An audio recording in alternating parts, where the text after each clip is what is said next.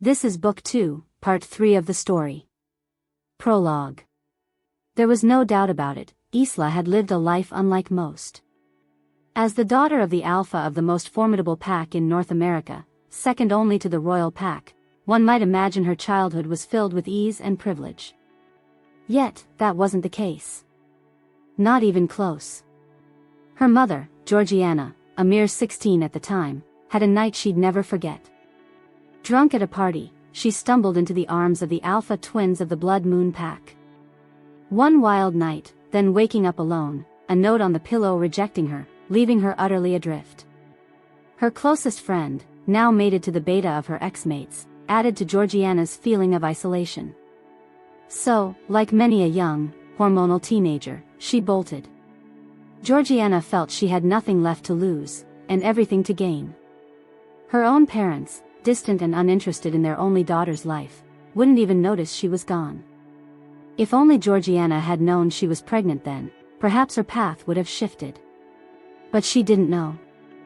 And so, Isla and her two brothers, still nestled within their mother, became rogues. Fate, however, had a surprising turn. Georgiana met Callum and Sebastian, a mated couple who had been cast out of their own pack for being gay. This unlikely trio bonded, surviving together through Georgiana's pregnancy. She gave birth to 3 bundles of joy: Oliver, Henry, and Isla. Inspired by their shared struggles, Callum, Sebastian, and Georgiana decided to forge a new path, a haven for other rogues. Under the guise of a human mafia, the Dorge Organization was born. Their mission was clear: to safely smuggle rogues to freedom. By the time Isla and her brothers turned 16, the organization had grown into an international force, simultaneously earning the fierce hatred of the Alpha Kings. After all, the Dorge Organization offered refuge to witches and wizards, beings these powerful wolves sought to control. But misfortune, like a hungry shadow, always seemed to find them. Werewolf hunters were the latest threat, striking just as Georgiana's own life force was fading. She'd been weakening for a while, her wolf almost gone. The only thing tethering her to this world was the fact that her rejection from her mates, delivered only by a note, was unofficial, leaving a sliver of hope. Georgiana clung to life for her pups. The hunters attacked when it was just the 4 of them. If Georgiana had her wolf, they might have escaped. But she didn't. She was slowing her children down, diminishing their chances of survival. So, with the fierce resolve only a mother knows, she made the ultimate sacrifice. She stopped running, buying her children precious time as she drew the hunters' attention. Instead of dying, Georgiana was knocked unconscious and kidnapped. Isla and her brothers, following their mother's desperate instructions, sought out their father's pack. They nearly met capture themselves, but a chance encounter with their grandparents opened the doors to the Alphas. Everything might have gone smoothly, if not for Isla's tendency to speak her mind at the worst possible moments. It didn't go smoothly. The triplets found themselves being chased by 2 wolves around the pack house. They found refuge with Georgiana's old friend, now the beta female of the pack, and managed to mend their mistake. Through careful negotiation, the Blood Moon pack and the Dorge Organization joined forces to rescue Georgiana. She was brought back safely, finally spending time with her mates. Deceptions came to light, and Georgiana nearly ran again. Fortunately, her mates, Jasper and Harrison, managed to convince her to stay.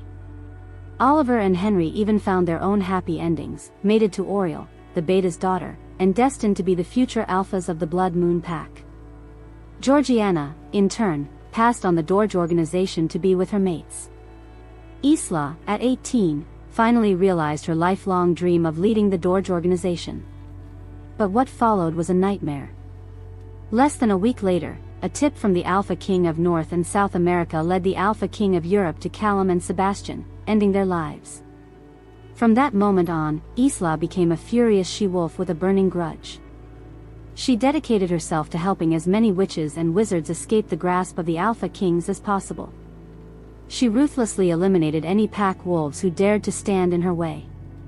The Dorge Organization became a refuge for anyone who harbored hatred for the Alpha Kings, rapidly solidifying its reputation as the most reviled rogue supernatural group in existence. They brought together the skills of all species, humans, vampires, witches, werewolves, and became truly unmatched. 2 years later, Isla, at just 22, embarked on another mission. Despite her family's desperate pleas for her to stay out of it, Isla took this mission, driven by a fierce need to avenge Callum and Sebastian, whom she considered her family.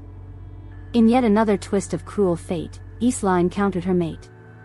And of all the people in the world, he just happened to be the one who despised her most, the Alpha King of North and South America. It seemed Isla's luck had finally run dry, save for one crucial detail: no one truly knew she was the leader of the Dorge Organization. That, perhaps, was her only hope. But who could say? With Isla's stubborn spirit and her often absent self-preservation instinct, anything was possible. Chapter 1. Isla's POV. Whispers were swirling, hinting that the Alpha King of North and South America was plotting an attack on our home base, the Dorge Organization. As the leader, a wave of worry washed over me, a familiar, chilling dread. The last time such a rumor surfaced, I foolishly dismissed it. That oversight cost me Callum and Sebastian. A recon mission, Lorene said, pulling me from the dark corners of my mind and back into our conversation. I shook my head. Sorry, can you repeat that? Lorene offered a sad smile. Over the years, she'd become my closest confidant, understanding that this news hit too close to home. Lorene had been friends with Callum and Sebastian too. Hell, everyone had. She repeated herself. I suggest we do a recon mission. You know, sniff around their territory as wolves and see if their security has changed since last time. I nodded distractedly. Sure, I'll go too. The Alpha King only knows my name, not what I look like or what my wolf looks like. Lorene placed a hand on my shoulder. You alright, Isla? I plastered a fake smile on my face. Yup, I'm ready to kick some royal ass. Lorene chuckled. Who else are you bringing along? I replied, I was thinking Ben, Leon, and Alex. They're the fastest in our group besides me. Max walked into the room. Isla, your parents and brothers are here. I frowned. Who told them about the latest news? Max looked sheepishly at the ground. I did, but it wasn't my fault. Georgiana threatened bodily harm if I didn't warn her when things like this went down. I laughed. That's Mom all right. Bring them in. Max looked relieved. Thank God you said that because they were going to come in anyway. I chuckled and started clearing my desk. If Mom found out about the recon mission, she'd forbid me from going, claiming it was too much like what happened with Callum and Sebastian. I mean, that was 2 years ago, about a month after I took over. I should be over it by now, right? I sighed. Probably not. I hadn't even heard Henry enter before he spoke. What's got you sighing like that? I turned to face my brother. Idiots frustrate me. Oliver, appearing next to his triplet, chimed in. Does that mean I frustrate you? I smirked. Of course. Didn't you know? Oliver feigned hurt. You wound me, truly wound me. Henry and I burst out laughing. It felt like old times, and for a moment, my worries melted away. Mom came in next, our fathers flanking her. Now what is it I hear from Max? I looked to my triplets for help, but they just smirked. Mom could be terrifying when she was angry. I suppose she had to be, leading a rogue organization mostly made up of males. Mom could instill the fear of God into anyone. It was useful with us, and with our new siblings. She'd had a set of fraternal twin girls, Ashley and Laura, who were 3 years old, and a little brother who was 2. Speak of the devils, the twins came barreling into the room. Isla. Isla. They jumped and attacked me on either side. They were adorable, but seriously lethal at times. Where were Henry and Oliver's kids? They had a set of identical twins, Liam and Lucas, who were also 3. Oriel was also heavily pregnant with triplets, 2 boys and a girl, just like us. As if to answer my question, Liam and Lucas rushed in. Auntie Isla. Auntie Isla. The kids seemed to have grasped the concept that I was their aunt and the other's sister. At least, Mom had announced she was done having children. I mean, I hoped 6 was enough. I put down Ashley and Laura to pick up Liam and Lucas. I hadn't found my mate yet, but I loved kids. Honestly, I wasn't all that excited about a mate. If he was anything like my brothers and fathers, he'd be overprotective and want me to quit the organization. Fat chance of that ever happening. I was grateful the kids had interrupted Mom's interrogation. But it just set her off on a whole new line of thought. She gushed, "Look how you are with kids. You'll make a great mother." "So what about your mate?"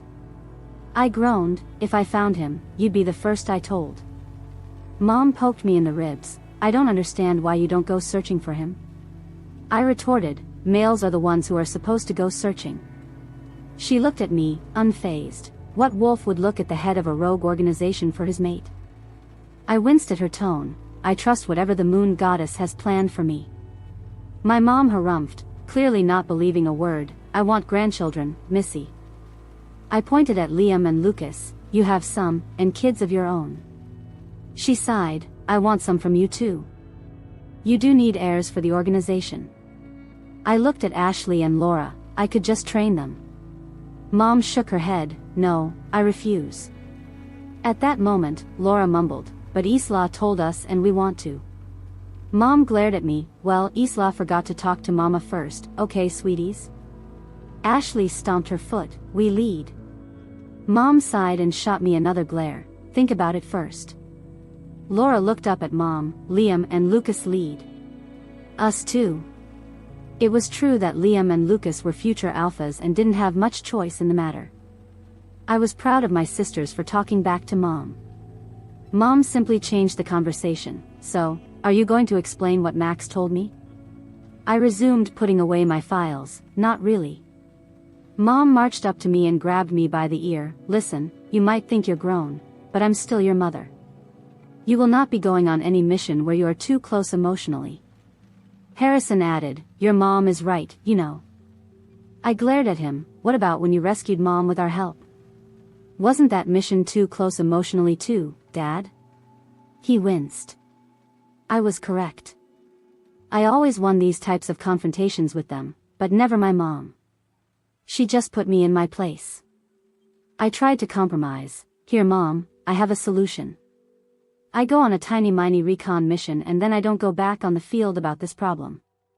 Mom let go of my ear. "Fine. But Max will tell me if you do something wrong." Everyone in the room had been watching, knowing better than to disobey Mom. Mom strutted back over to her mates, who were holding Ben. She turned towards me. "Where is Lorene? We have so much to catch up on." I pointed silently to the left, where I'd seen her leave when Max burst into the room. Once she was gone with all the kids, leaving Henry and Oliver behind, I turned to them. I shot them the fiercest glare I could. "Thanks for the help." Oliver defended himself. "It's not like we could have helped. It's Mom." I took a step towards them. "You guys are alphas, for God's sake, of the biggest pack in the world besides the Alpha Kings. You could have done something." Henry pointed out, "You're the head of the biggest multi-species organization in the whole world." I slugged Oliver in the shoulder. "That doesn't mean anything." Oliver sobered up quickly. "What's the reason why Mom dragged us out here?" Of course, she hadn't told them. They'd want in on the action, not to stop me. She only brought them as potential reinforcements for her, not me.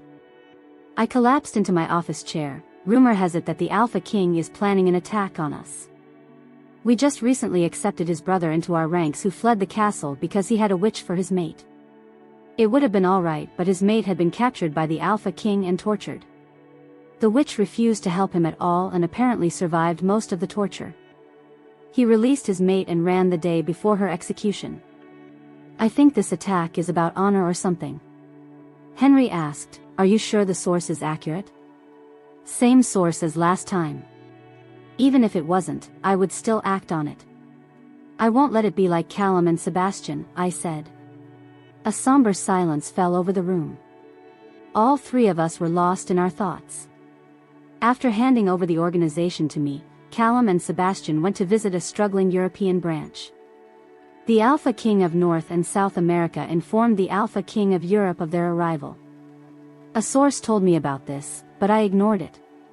2 days later, I got the news that Callum and Sebastian had been murdered and the branch they wanted to help destroyed. It took us 6 months to rebuild that branch. I did it for Callum and Sebastian. If it hadn't been struggling, they could have defended themselves. Oliver yanked me out of my thoughts. If you need help, all you have to do is ask. I smirked. Can you figure out a way to stop Max from reporting to Mom? That would really put a damper on my plans if I couldn't go into the field with my people to stop this potential threat. Henry smiled. My threat will scare him more than Mom's. I smiled. Let's go catch up with our friends. Tony was dying to see you guys. With that, we left my office and headed to the lunchroom. I was going to make sure that the Alpha King wouldn't hurt my family ever again, not like what happened to Callum and Sebastian. Chapter 2. Isla's POV. A recon mission. It was a simple recon mission, nothing more and nothing less. My wolf had been antsy all day, and I had no idea why. It was annoying, to say the least. Have you ever tried to concentrate on a mission when someone in your head is pacing? It's bloody impossible. Are you ready? Alex called out. Turns out the other two I wanted on the mission were occupied, so it was just Alex and I. As usual, the deal was that if one of us got caught, the other ran the other way, no matter what. Coming. I yelled. I quickly slipped on my gun holsters. One of my first inventions was a gun holster that adapted from wolf to human and human to wolf. Quite ingenious, if I do say so myself. Everyone in the organization had them. Most packs hated them because they viewed guns as dishonorable. For me, survival was what mattered. If I had to shoot someone instead of using claws, it was worth it to avoid death or extra bloodshed. I rushed down the stairs, not wanting to make Alex wait longer than necessary.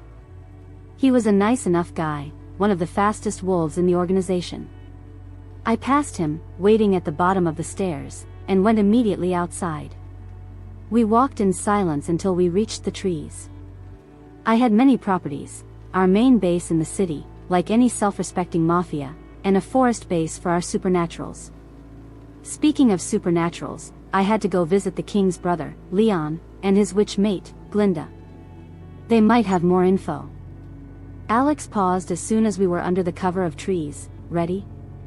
Yup, I told him. I stripped quickly and shifted. Being naked in front of others had never been a problem for me. Mom made sure I was used to it young because as rogues, we often had to strip and shift quickly. It took a while for the Dorge Organization to get up and running enough for us to stop fleeing constantly. Alex followed my example. I was a black wolf with green eyes. Unlike some people believed, the color of our coat had no effect. You wouldn't see many black wolves, but we had no extra powers or anything. We just looked pretty. Alex's wolf form was multiple shades of brown with brown eyes, perfect to blend in. That was one of the reasons he was usually a scout. The other being his speed and his ability to talk himself out of any situation he was put in. I motioned with my head in the direction I wanted to go and took off. This mission was pretty standard, the only complication was the fact that it was royal territory. They tended to have more guards. If they were planning an attack, it was also likely they had increased their security. I set a pretty easy pace to conserve energy in case we had to run. Another thing I liked about Alex was that he didn't feel the need to fill the silence with noise. Like me, he didn't mind getting lost in his own thoughts. Our focus was entirely on the territory in front of us. We slowed down even more to avoid drawing attention. Just as I thought, the guard patrol had practically doubled since the last recon mission here, which was about a month ago. I mind-linked Alex. I'm going to get closer to get the details of the new patrols. Remember, even if I get caught, run and warn the others. He sent back, okay, be careful. I might still try to create a distraction to give you a chance to run. I crouched down and crawled forward. Right about now, I was cursing my black coat. If it was during the day, I'd be easily seen. Luckily, we were basically in the dark. I was close enough to hear their conversation. One said, "The Alpha King is doing his checks on the guard today." The other answered, I heard, the captain was stricter than usual. Shit, shit, shit. If the Alpha King was coming around, we needed to leave now. He had an improved sense of smell, an improved sense of everything, due to his royal heritage. Fucking unfair. I mind-linked Alex, run. Alpha King coming. I felt his panic, and his decision. He started running immediately. Still crouched, I slowly backed away from the border. I couldn't attract attention, as much as I wanted to hightail the hell out of here. I heard the crunching of leaves under boots, signaling the approach of other guards, or potentially the Alpha King himself. I prayed to God it was only guards. That hope was crushed as I heard, Alpha King. Shitty McShit. This was bad, really bad. If he knew who I was a dead woman walking. But he didn't quite know. In the organization, I was referred to as Don or Boss because of our human mafia ties. The Alpha King knew my name was Isla. He didn't know my relation to the Blood Moon Pack or that I was in the organization. Shit. I was nearly home free, about to break free of the bushes and make a run for it. Then, the most intoxicating scent overwhelmed my senses. Mate. This could not have come at a worse moment. I hesitated between going after my mate and running for it. By the time I made a decision, it was too late. I heard a voice, which I assumed was the Alpha King's, ask, "What is that smell?" My cover was blown. I burst through the trees, not caring about the damage left behind or if they could see me. Now was not the time for stealth but speed. In my heart, I knew I couldn't outrun a royal, especially the current king. I could outrun anyone but him, sadly. It didn't stop me from trying. I was too fucking young to die. I quickly mind-linked Alex, keep going. I'm going to get caught, Alpha King at my heels. He answered, I'll come back. I cut him off, no, warn the others and then rescue me. Wait a week before attempting to let me try to find my own way out. I broke the link and clouded my mind. Some rumors said that the Alpha King could read minds or had people who could. I had a witch, Moira, teach me how to block any potential attempts. I managed to run farther than I thought I would. But as they say, all good things must come to an end. As I took my next step, I felt a huge weight crash into me. I was caught by no other than the Alpha King himself. I crashed towards the ground hard, still struggling. My head hit a nearby rock, and I began to lose consciousness. The last thing my fuzzy brain was able to piece together was that the smell of my mate came from the wolf who crashed into me, and the wolf who crashed into me was the Alpha King. Oh shit. Chapter 3. Isla's POV. Beep. Beep. Beep. What in the hell is that noise? The sound was a relentless, sharp intrusion into the fog in my head. And who had the audacity to wake me this early? Did they have a death wish? It was common knowledge that I am not a morning person. I stretched, a groan tearing from my raw throat as I slowly pried my eyes open, only to snap them shut again. The light was a physical assault, too damn bright. I heard a voice call out, "She's awake," followed by the hurried sound of footsteps receding down a hall. I grumbled, my voice a scratchy whisper, like it hadn't been used in days. No shit, Sherlock. It was only then that the fog cleared completely, and memory came rushing back in a tidal wave. A recon mission, the Alpha King, the scent, mate. Shit. I bolted upright, my head spinning for a second before I forced it to clear. My eyes swept the room. It was a hospital room, sterile and impersonal, and thankfully, empty for now. I took a quick inventory of my situation. And 4 needle was taped to the back of my hand, obviously pumping something into my veins. I ripped it out without a second thought, pressing a cotton ball to the small bead of blood. I swung my legs over the side of the bed, a little dizzy, but it was nothing I couldn't handle. I limped over to the window and peered down. It looked like I was only 2 floors up. I could make a jump like that in my sleep. With practiced silence, I slid the window open and crouched on the ledge, the cool night air a welcome touch on my skin. I was about to launch myself into the darkness when a voice cut through the quiet. Stop. I turned to see who it was, my body tensed for a fight. Who did they think they were, trying to stop my escape? My eyes locked with the intruders, and my breath caught. The very hot intruder. I took a deep, steadying breath, and my world tilted as his scent flooded my senses, a heady mix of pine, night air, and pure power. Oh, shit. This had to be my mate. Double shit, this was the Alpha King. Couldn't a girl catch a break? I shot back, my voice dripping with defiance. Why should I? He took a step toward me, his presence filling the room. Because you are my mate. I shrugged, a casual gesture I didn't feel. So. He took another deliberate step forward. Because you will be caught before you take another step after you jump. I considered his words. He was right, and I knew it. But the thought of staying with the man who had sworn to kill me sent a fresh wave of panic through me. Even if he didn't know who I truly was, it was only a matter of time. But what other option did I have? I swung my legs back inside and pushed myself off the windowsill, returning to the bed. I could use this time. Spy on him. It was even better than a recon mission. I could get the information straight from the source. My mate, whose name I still didn't know, spoke, his voice softer now. Thank you for staying. What is your name, mate?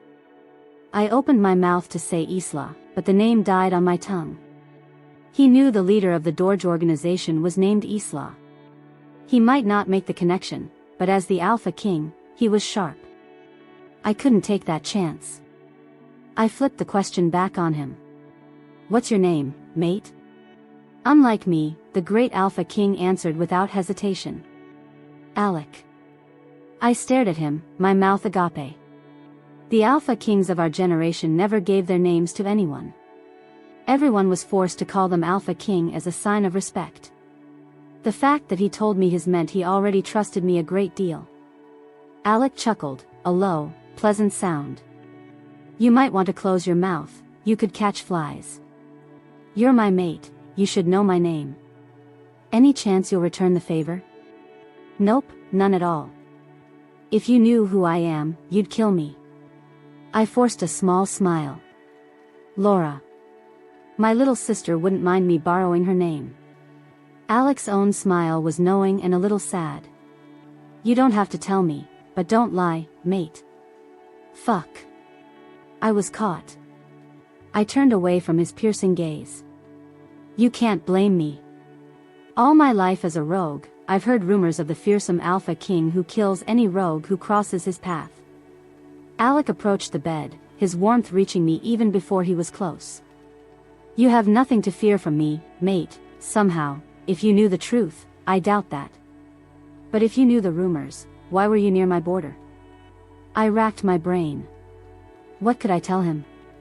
It had to be a believable lie, and Alec had already proven he could see right through a bad one.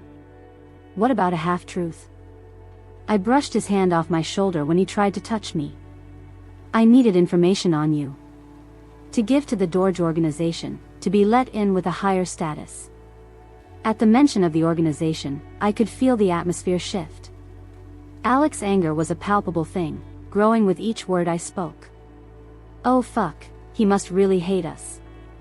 Eventually, Alec exploded, his voice a low growl.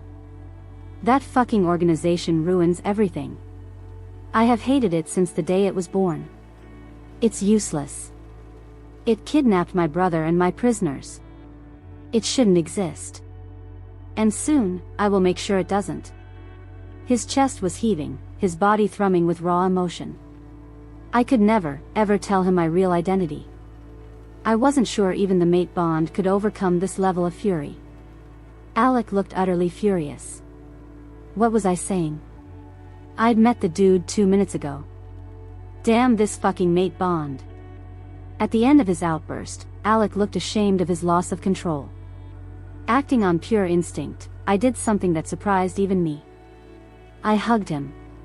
He was shocked, stiff in my arms for a moment, but then he slowly hugged me back, his strong arms wrapping around me. Alec murmured into my ear, his breath warm against my skin. I'm sorry about that. It wasn't considerate of me, with you being a recent rogue. I knew I couldn't stay here, but I still felt a pang of guilt for snooping and planning to run. I pulled away from our hug first, standing awkwardly by the bed. What were we supposed to do now? I told him, tell me more about you. I know nothing. Alec grinned at me then, and I almost forgot the violent man I'd just seen. I knew now that this smiling alpha king was just a mask for the crazed one beneath, a mask he wore to trick his mate. He sat on the edge of my bed. Let's play 20 questions. I sat down next to him. Getting to know my mate, and my enemy, couldn't hurt. Sure. You start. Alec exaggerated his thinking. Your real name? I shook my head. Laura, and now you've wasted one question. My turn. What's your family like? The mood turned sour as Alec frowned. My father was always very regal with everyone. My mother died in childbirth, and my father died a year ago. I have an uncle, William, who is power-hungry. I used to have a brother, Leon, but he was taken by the organization. I tried to lighten the atmosphere again.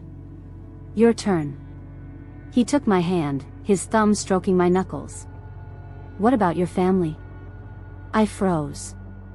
I really didn't want to lie to him again about who I was.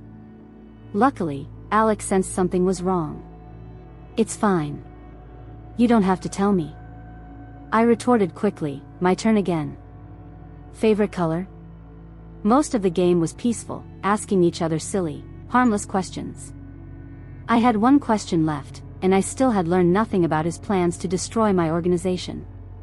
This was my last chance to figure it out. I asked, my voice casual, Alec, if you don't mind me asking, what did you mean when you said that you were going to stop the organization from existing? Alec didn't answer right away, and I wondered if I'd pushed too far. Maybe he wasn't ready to trust me that much. I wouldn't. I'd been a rogue on his land not even a day ago, and now I wanted him to tell me his most guarded plans. Alec sighed, the sound heavy. I'll give you the barest details. My people are planning an attack, really soon, on their main base, to cut them off at the source. I gasped, then tried to play it off as a cough. Luckily, Alec was lost in his own thoughts and seemed to ignore it. I glanced out the window and noticed that night had fallen.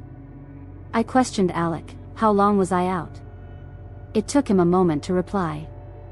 About a day. You woke up around 4 p.m., and we caught you around 8 the night before. I shrugged.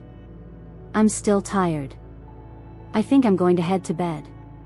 Alec leaned in and kissed my forehead, a gesture so tender it made my heart ache. Then he left.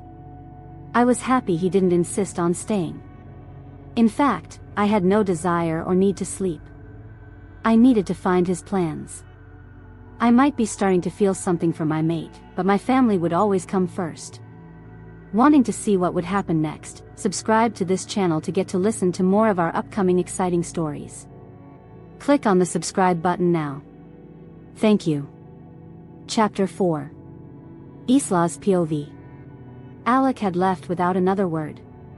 Lucky me. I needed to find his plans for the attack on my base. A part of me, the part that was now irrevocably tied to him, felt a pang of something that might one day be love, but I'd only met him 2 days ago. Family is forever. He'd have to deal with it. I slowly got up from the bed. It was only then that I noticed I was wearing a standard-issue hospital gown. Fucking shit. That meant I had been dressed like this the entire time I was with Alec. Talk about embarrassing. I hurried to the closet and sighed in relief when I found clothes inside. They were obviously my size and had been bought specifically for me. The price tags were still on. I felt a twinge of guilt, but then I remembered the madness in his eyes when he spoke of my organization, and the guilt vanished. Peeking out of my room, I scanned the hallway for cameras. I spotted a couple, but their blind spots were obvious. I eased myself out of the room and slid along the wall, my movements slow and deliberate. It took a long time for me to get anywhere this way. I needed to find his office. That's where the plans would be. I mean, that's where I kept my important plans at the base. As I rounded a corner, I heard a voice, sharp and clipped. 3 days from now is the date of the attack. Bring this to the Alpha King's office. I remained hidden in the shadows, but tracked the young page's movements. He was the one being sent to the very office I needed to find. The stuffy man who had given the orders went in the other direction, leaving me free to follow the page more easily. The poor page suspected nothing at all. We were in the Alpha King's fucking castle. He should be able to detect when someone was following him. It wasn't like I was even trying that hard to hide. Being too stealthy would attract more attention than just walking behind him at a distance. It took us a good 8 minutes of walking to get to the office. Who needs a house this fucking big? It was too much work to even walk around. I would die of exhaustion after a couple of days, or I'd have to buy a scooter. The page opened the door to the office easily and placed the paper he was holding down on the desk. Shit, he was coming right back out. I looked around the hall frantically and saw some heavy velvet curtains. With no other choice, I ran over and ducked behind them. What a childish hiding spot. When the page passed by me, I let out a sigh of relief. I wasn't caught yet. I slowly crept out from behind the curtain and slipped into the office. I shut the door soundlessly behind me and took a moment to observe my mate's workspace. It was far more organized than mine. I only cleaned up when I had people coming in. His seemed to always be in this state of perfect cleanliness. I approached his desk and eyed the papers that the page had brought in. I sat in his chair. It was one of those huge, imposing ones that swallow you whole. I leafed through the papers. They had interesting information about security and rotations, but nothing about an attack on my home. I tried to open the drawers of the file cabinet, but it was locked. I ran a hand through my hair to see if my lock-picking tools were still there. I felt around and found some of them, but not all. Damn, the good ones were expensive. It took me a couple of tense minutes to get the lock open.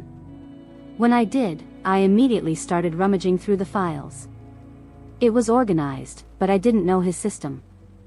I pulled out a huge, rolled-up paper. I unfolded it and my blood ran cold. I recognized it as the layout of my base. How the hell did he get it? I must have a mole. Shit. I folded up the paper and slid it into my pant leg. It was too big to put in my pocket, but it wrapped around my calf perfectly. I searched some more but found nothing else of value. I looked at the clock on the wall and realized 3 hours had passed since I'd left my room. I locked the drawers again and put everything back perfectly. No fingerprints, no signs of my passing. I quietly shut the door behind me and turned to face the hallway. I sauntered down the halls, taking mental notes of cameras and guard posts to plan my escape.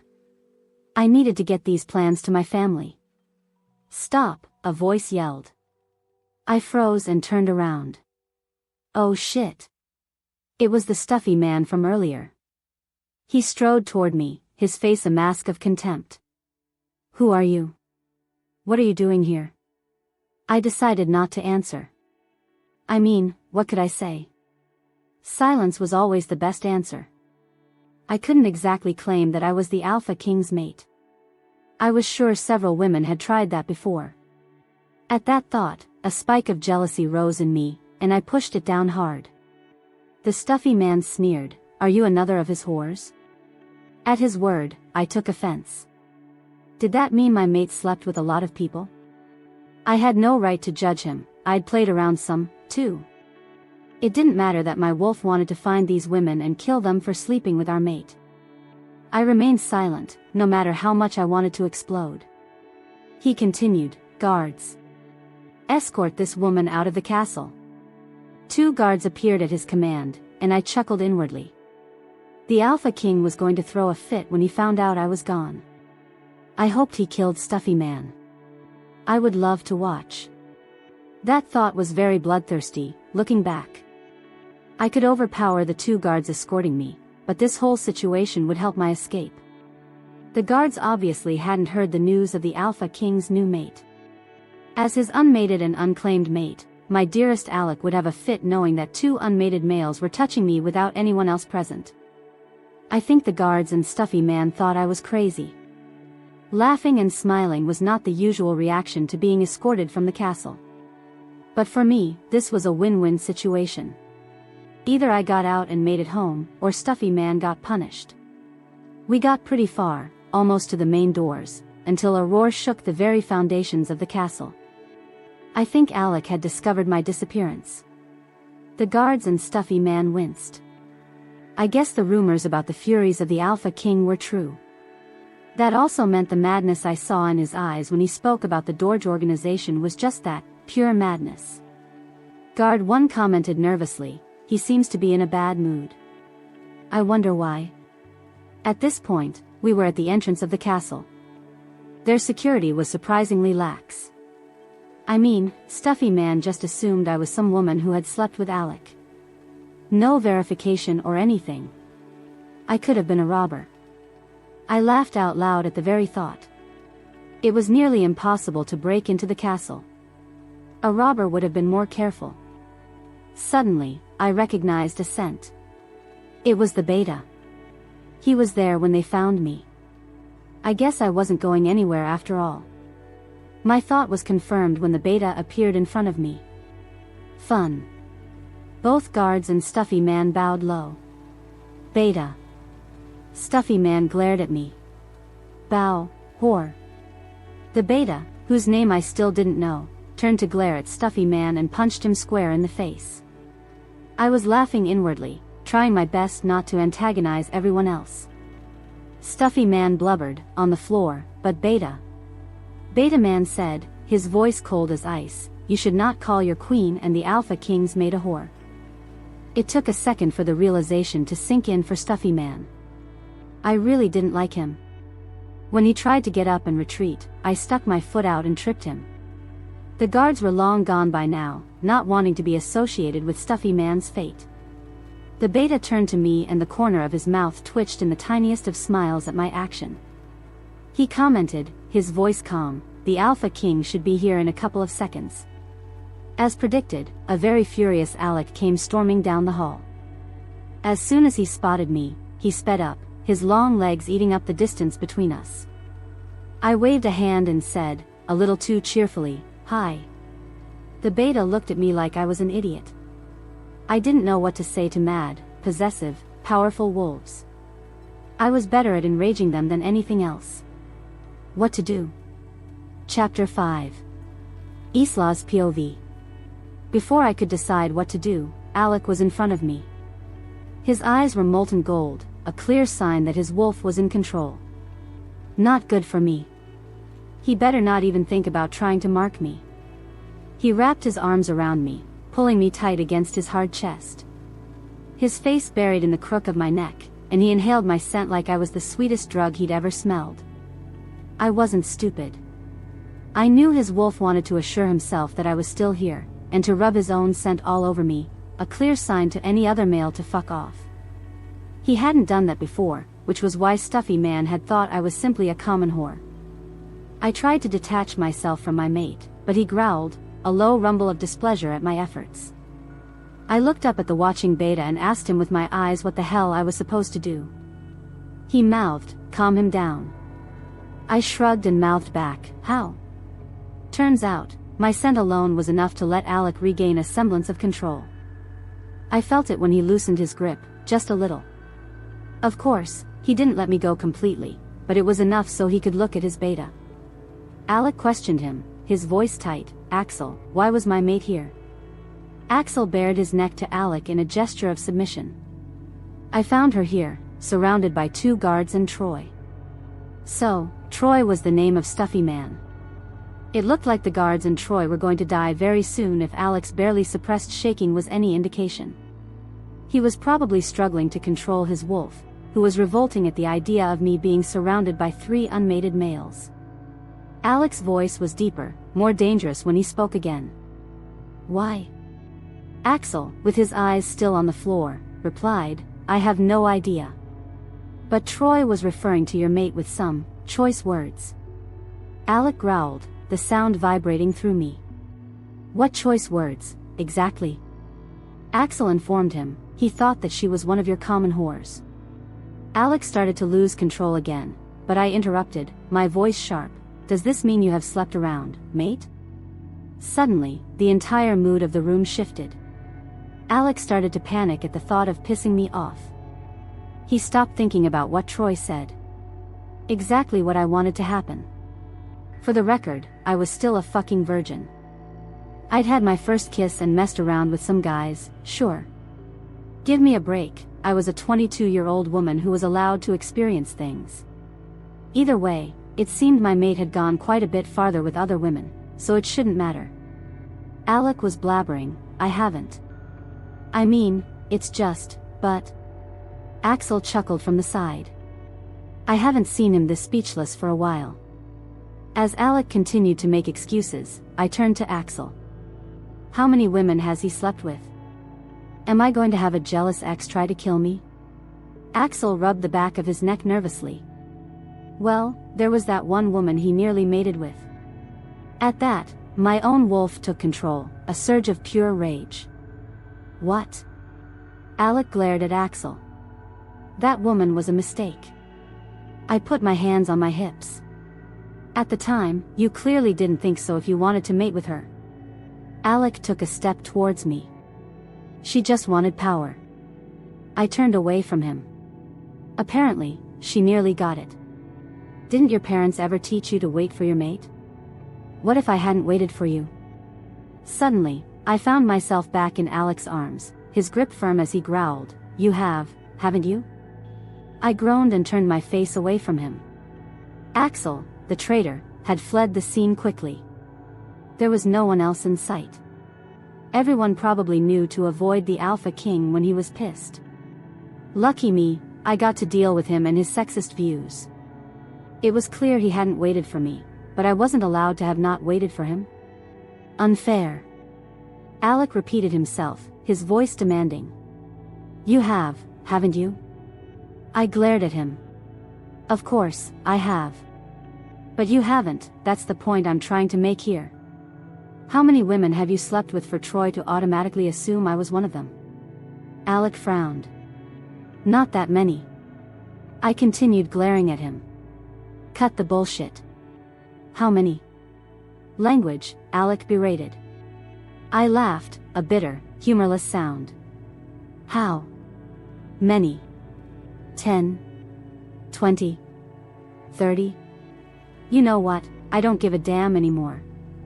Let me go and I'll leave you with your fuck buddies. No. You will never leave.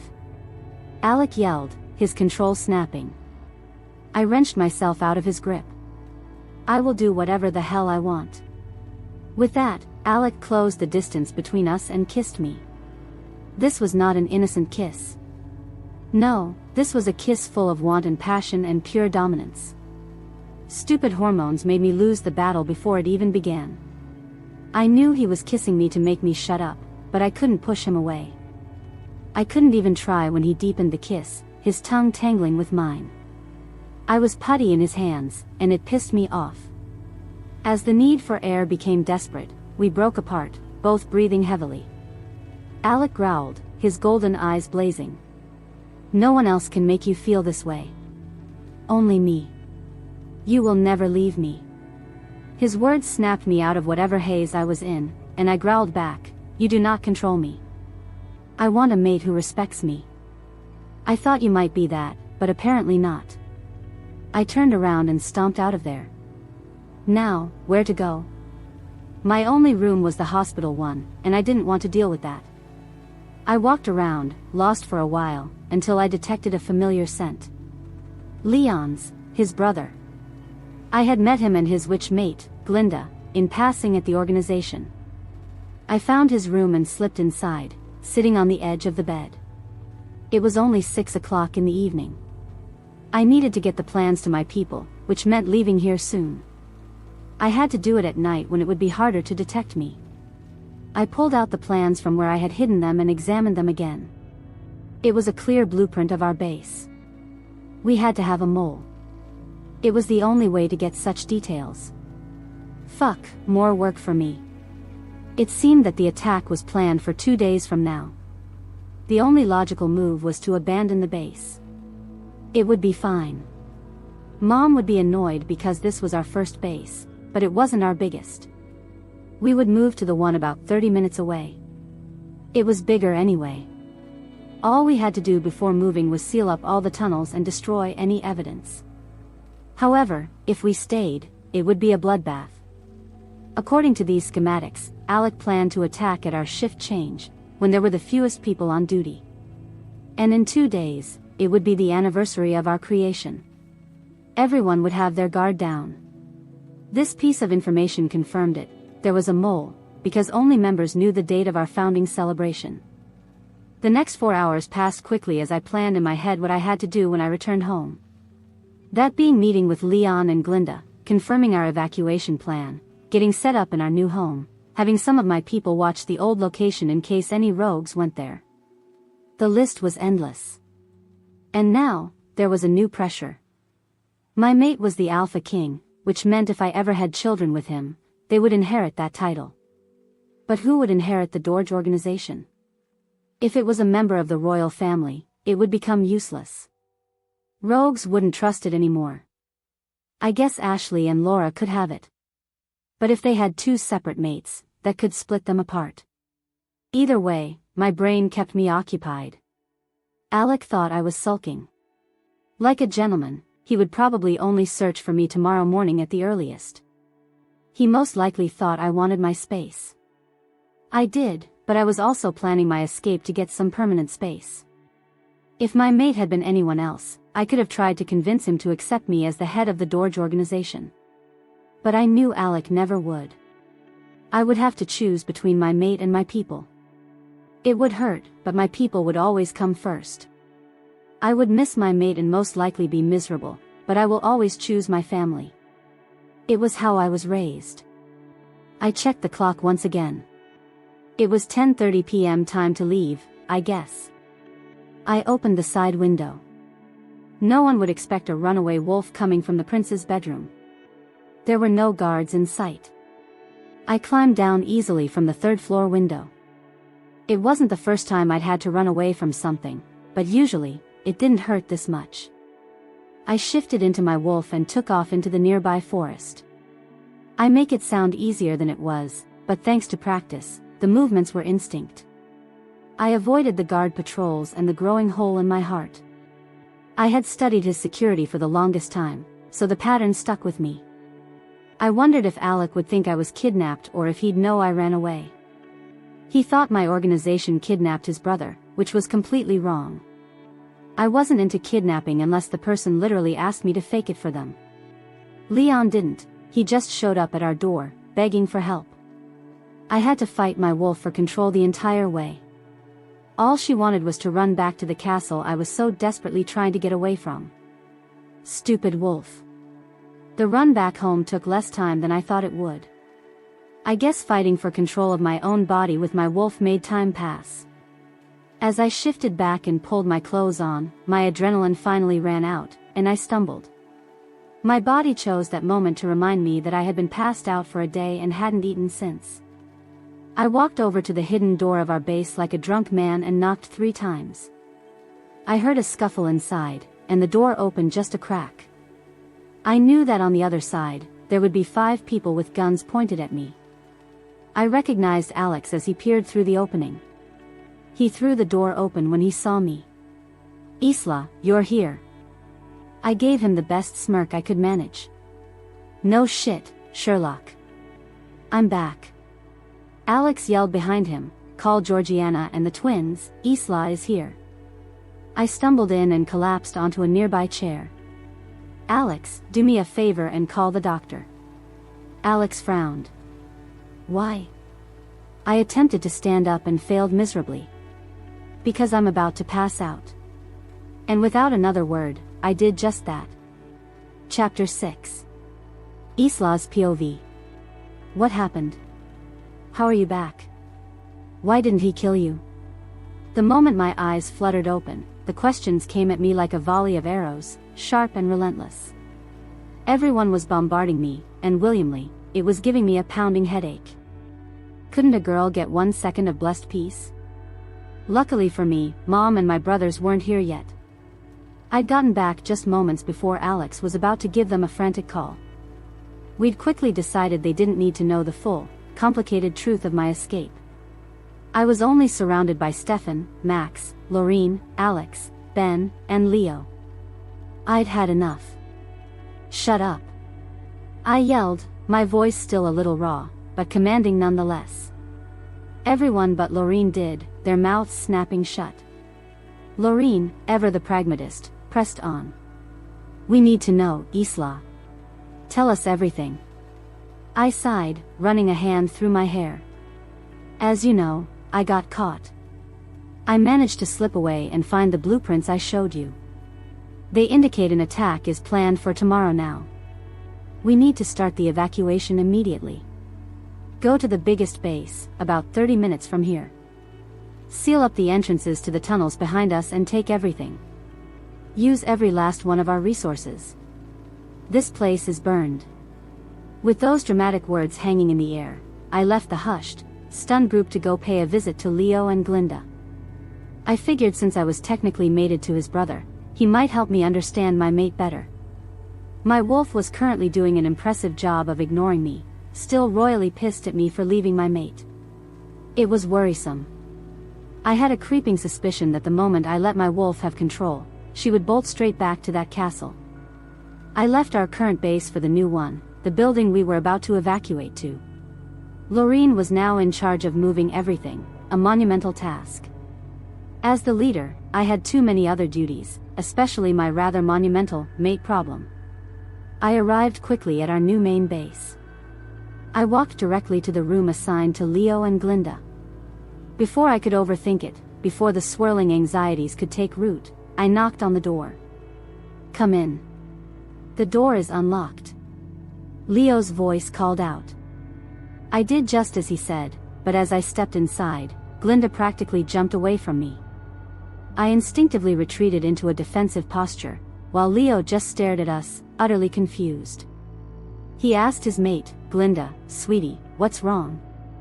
She smells like him, Glinda hissed, her eyes wide with a mixture of fear and disbelief. Leo touched his mate's arm, his brow furrowed. Like the Alpha King, honey? Glinda nodded, her gaze still fixed on me. Yes, his scent won't be forgotten easily. Leo finally turned to me, his confusion morphing into shock. Boss, why on earth do you smell like the Alpha King? I sighed, letting my guard down. This was family, after all. Let's just say you are my new brother-in-law. They both gaped at me, a comical synchronicity. What? I collapsed onto the bed, suddenly feeling the weight of the last few days. You must not have been informed. About 2 days ago, I was on a recon mission. Sadly, the Alpha King was there, inspecting his guards. He caught me, but I managed to escape and make it back here. Glinda approached me, her expression softening. Oh no, sweetie. Leo still looked thoroughly confused, but Glinda, ever the quick thinker, snapped at him, Leo, the Alpha King is her mate. He hates her organization. I hope you see the problem now. Leo's eyes widened, and he came over to me, sinking onto the bed beside me. Oh shit, boss. I waved a dismissive hand. Call me Isla. Apparently, we're family now. Glinda frowned, her practical mind already moving to the next question. If the Alpha King is your mate, how did you escape? I offered a sad smile. I was snooping around when Troy found me. He called me one of the Alpha King's common whores and tried to escort me out of the castle. Beta Axel stopped it, but I threw a little fit about him sleeping with a lot of women. I stalked off, and then just left in the middle of the night. Glinda pulled me into a hug, a genuine show of empathy. I get it, Isla. The reason I got caught by the Alpha King is because I had detected that my mate was in the castle. When Leo came down into the dungeons to torture me, my heart broke in two. I hugged her back, feeling a surge of connection with this strange, fierce woman. How did you work it out? Leo replied, his voice soft, I visited her at night and never tortured her. I loved her and was willing to do anything to help her. My eyes started to tear up. I doubt that's how it'll work with Alec and I. Leo gasped, a genuine shock evident in his voice. He told you his name? I shrugged, a fresh wave of exhaustion washing over me. First thing he told me, besides telling me not to escape. I'd woken up in the hospital wing and was about to jump out the window. Glinda chuckled, a light sound that pierced through the tension. And that's why you are the boss? Leo asked, his expression now serious. What are you doing here? I explained, my voice low and weary. I thought you might help me with my problem. I can't tell anyone else. Half of them will tell me to go back to him, namely my mother, and the other half will want me to reject him. Leo put a comforting hand on my shoulder. You can't reject one of royal blood. I frowned, a new wave of frustration hitting me. How come? Glinda answered, her voice soft but firm. I tried to, and it didn't work because of him being royal. Leo smiled, a deep, genuine grin. And I have been grateful for my heritage ever since. Glinda offered, her voice gentle, what do you want to do, Isla, about Alec? I stumbled over my words, the conflicting emotions churning inside me. I don't know. My wolf has been fighting me for control, desperate to run back to Alec. But my brain tells me that the moment he knows who I am, he will try to kill me. I mean, the moment I brought up my organization, he was absolutely crazy mad. Leo sat next to me, his eyes sympathetic. I know. I thought that you guys could protect us from him. I love my brother, but I love my mate more. I looked him in the eyes, my own pain reflected there. Is it bad that I made the opposite choice than you? That I chose my family, my organization, my people over my mate? He shook his head, a gesture of profound understanding. Isla, your choice was in completely different circumstances than mine. I only had my brother to leave behind. You have, like you said, a whole people relying on you. Being the Alpha King or Luna is a huge responsibility. Their words offered a solace I hadn't realized I craved, and I was this close to bursting into tears. Will I always feel this way? Torn in two. Glinda gently stroked my hair. Alec is a man on a mission. He truly believes your organization is responsible. If you truly wanted, you could forget the organization and run into your mate's arms. I shook my head, a deep conviction hardening my resolve. I will never. He killed Callum and Sebastian. I will not abandon my people. I will not leave them, and I cannot ask him to leave his people. I think that this time, the moon goddess got it wrong. Glinda hugged me tighter, her support unwavering. It's your choice. We don't know you well, but you are family now. We'll help you. I stood up, feeling a renewed sense of purpose. Thanks. Leo smiled, a charming, easygoing grin. Anytime, doll. Glinda playfully slapped his shoulder. I'm your mate. You shouldn't flirt. He just smiled, a knowing glint in his eye. You know you are the only one for me, Glinda. I smiled as I took my leave, a bittersweet ache in my chest. I wished I could have that sort of relationship with my mate. Sadly, that would never be possible for me. I could still wish and dream about it, I supposed. But right now, Leo and Glinda couldn't provide any more answers, and I had a job to do. I had an organization to lead, while Alec had his kingdom. It was just not meant to be. Chapter 7. Isla's POV. 2 weeks. 2 agonizing weeks since I escaped from the castle, a physical and emotional wrenching. 2 long weeks since I saved my organization from the Alpha King's imminent attack, a victory that tasted like ash. 2 weeks since my wolf had reacted to me, a silence more unnerving than any howl. 2 weeks since I last saw my mate, a void that pulsed with an insistent ache. 2 long, ass-dragging weeks where I'd been working myself to the bone, trying to forget. Everyone around me knew something was off. They didn't know what, but they assumed it was something to do with my escape from the Alpha King, or something like that. They weren't far off the mark. To avoid thinking of him, of the golden eyes and overpowering scent, I threw myself headfirst into my work. We'd heard rumors circulating, whispers that the Alpha King was going completely crazy. Some claimed his mate had died, others said his mate had simply run away. The ones that truly worried me, however, were the rumors that said the Alpha King was now focusing all his formidable attention on destroying me. I wouldn't put it past him for a second. Lorene entered my messy office, her expression grim. "Isla, we have new intel." I sighed, leaning back in my chair. "Lay it on me." She began to read from her report, her voice crisp and efficient. "The Alpha King has been attempting to capture our operatives to get information on our new location and how we escaped him the first time. According to Operative Wolf, he has captured someone with inside information. We need someone to go into the castle and either free them or eliminate them." My heart leaped into my throat, a sudden, frantic beat. This was a chance for me to be close to my mate, to Alec, again. I knew I shouldn't. The closer I got, the harder it would be to pull away, to leave.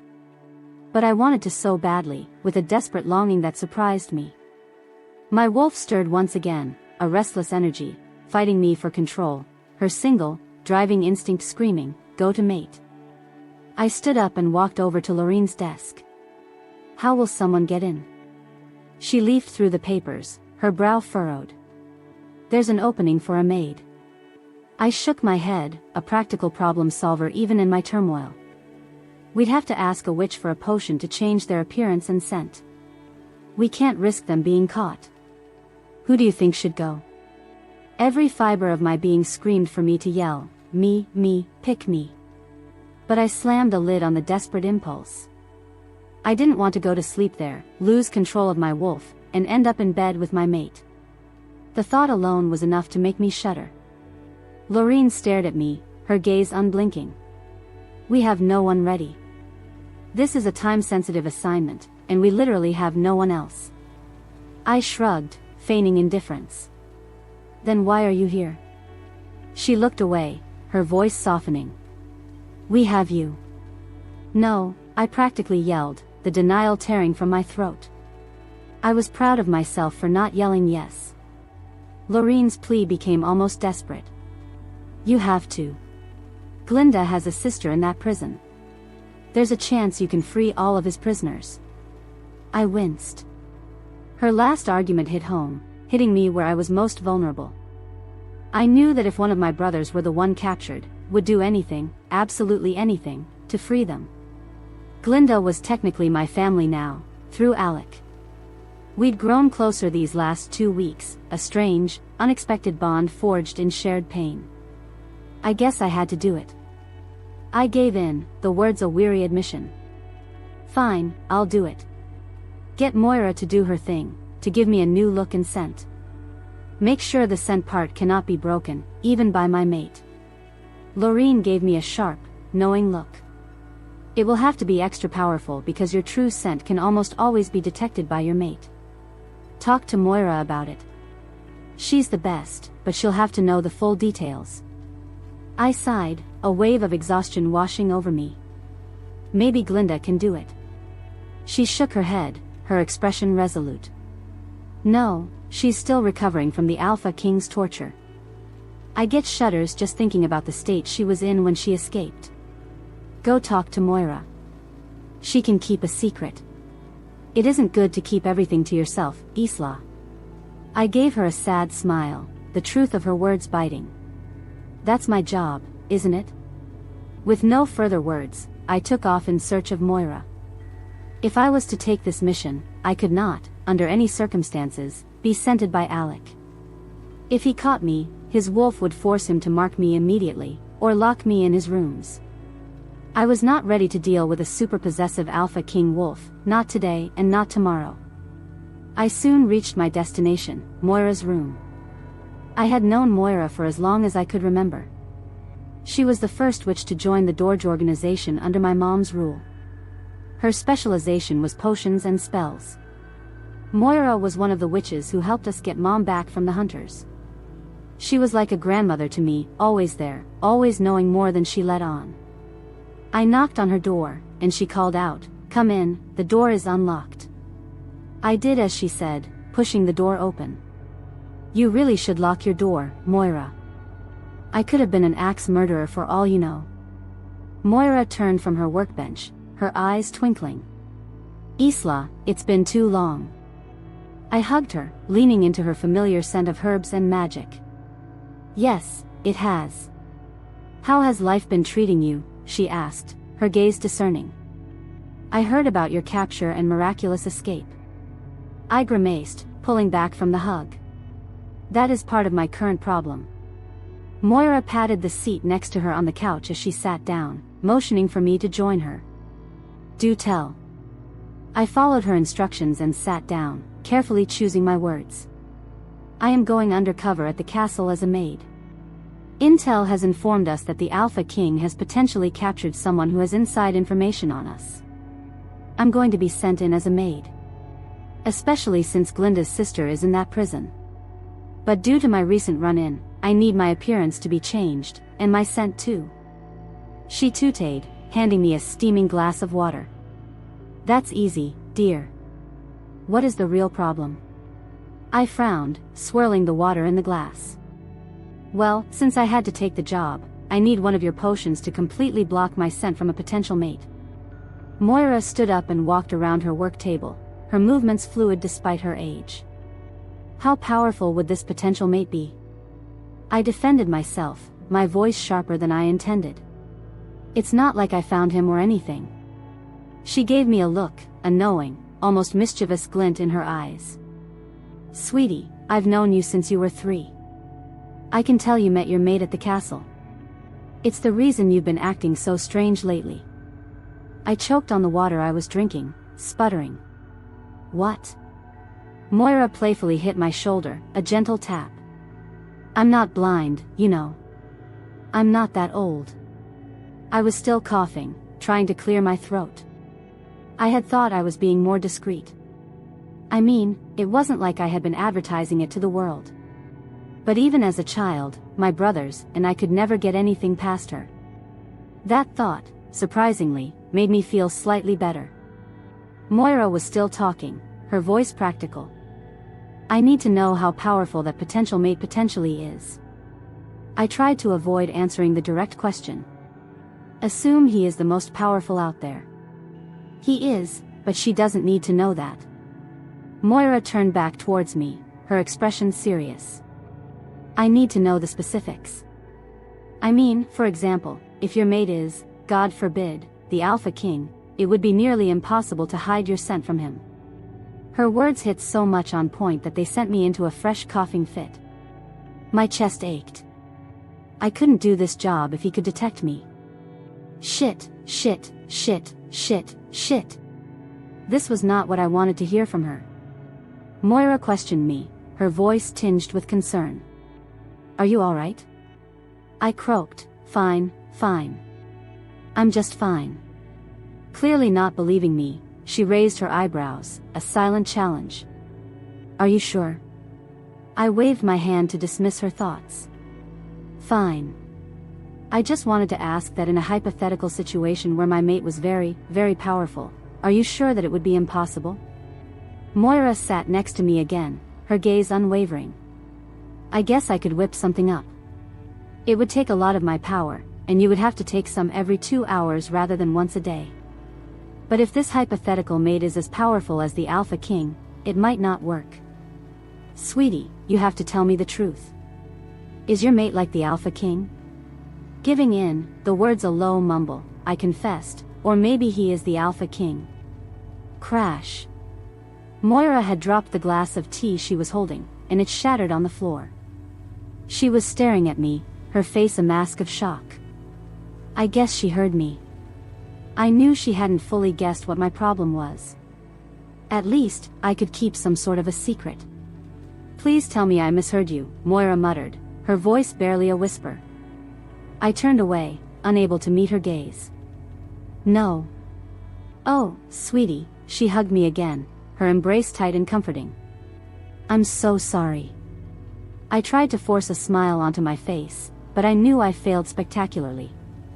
"Doesn't matter. Can you, or can you not, hide my scent from the big, bad Alpha King? Moira seemed to be lost in thought for a second before answering, her brow furrowed in concentration. It should be doable. Instead of merely hiding your scent, we can replace your scent with another's. How about Laura's, your little sister? I nodded, relief flooding me. Do what you have to do. I am going to see Glinda and Leo. As I walked out, Moira called out, her voice gentle but firm. And sweetie, whatever you want to do with that maid of yours, know that you will have my full support. With a small smile, I finally left her room, heading over to Glinda's. Whenever I needed some advice, Glinda was there. She was one of the 2, now 3, people who knew my secret.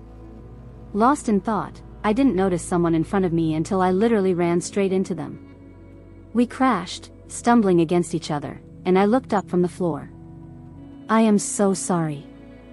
I should have watched where I was going. Oh, hi Glinda. Glinda grinned at me, her eyes sparkling. We are always just running into each other. I helped myself up, dusting off my clothes. Or you are running into me? She shoved me playfully. I am a witch. We are the epitome of grace and elegance. I jibed back, I thought witches were hunchbacks with crooked noses. Glinda gasped, exaggerating the movement dramatically. I am offended, terribly offended. I laughed, a genuine, light sound that felt good after weeks of tension. You are a riot. I am actually just looking for you. She flipped her hair dramatically, a playful theatrical flourish. Okay. What's up, girl? I sighed. Let's head to my office for privacy. It's complicated. Glinda practically talked my ear off during our walk to my office. I was only making the appropriate noises in the right places, not truly listening. I was too lost in my thoughts to pay attention to her chatter. Once she had recovered from the torture the Alpha King, my mate, put her through, she became a ball of sunshine. Literally. When she got too happy, she actually glowed.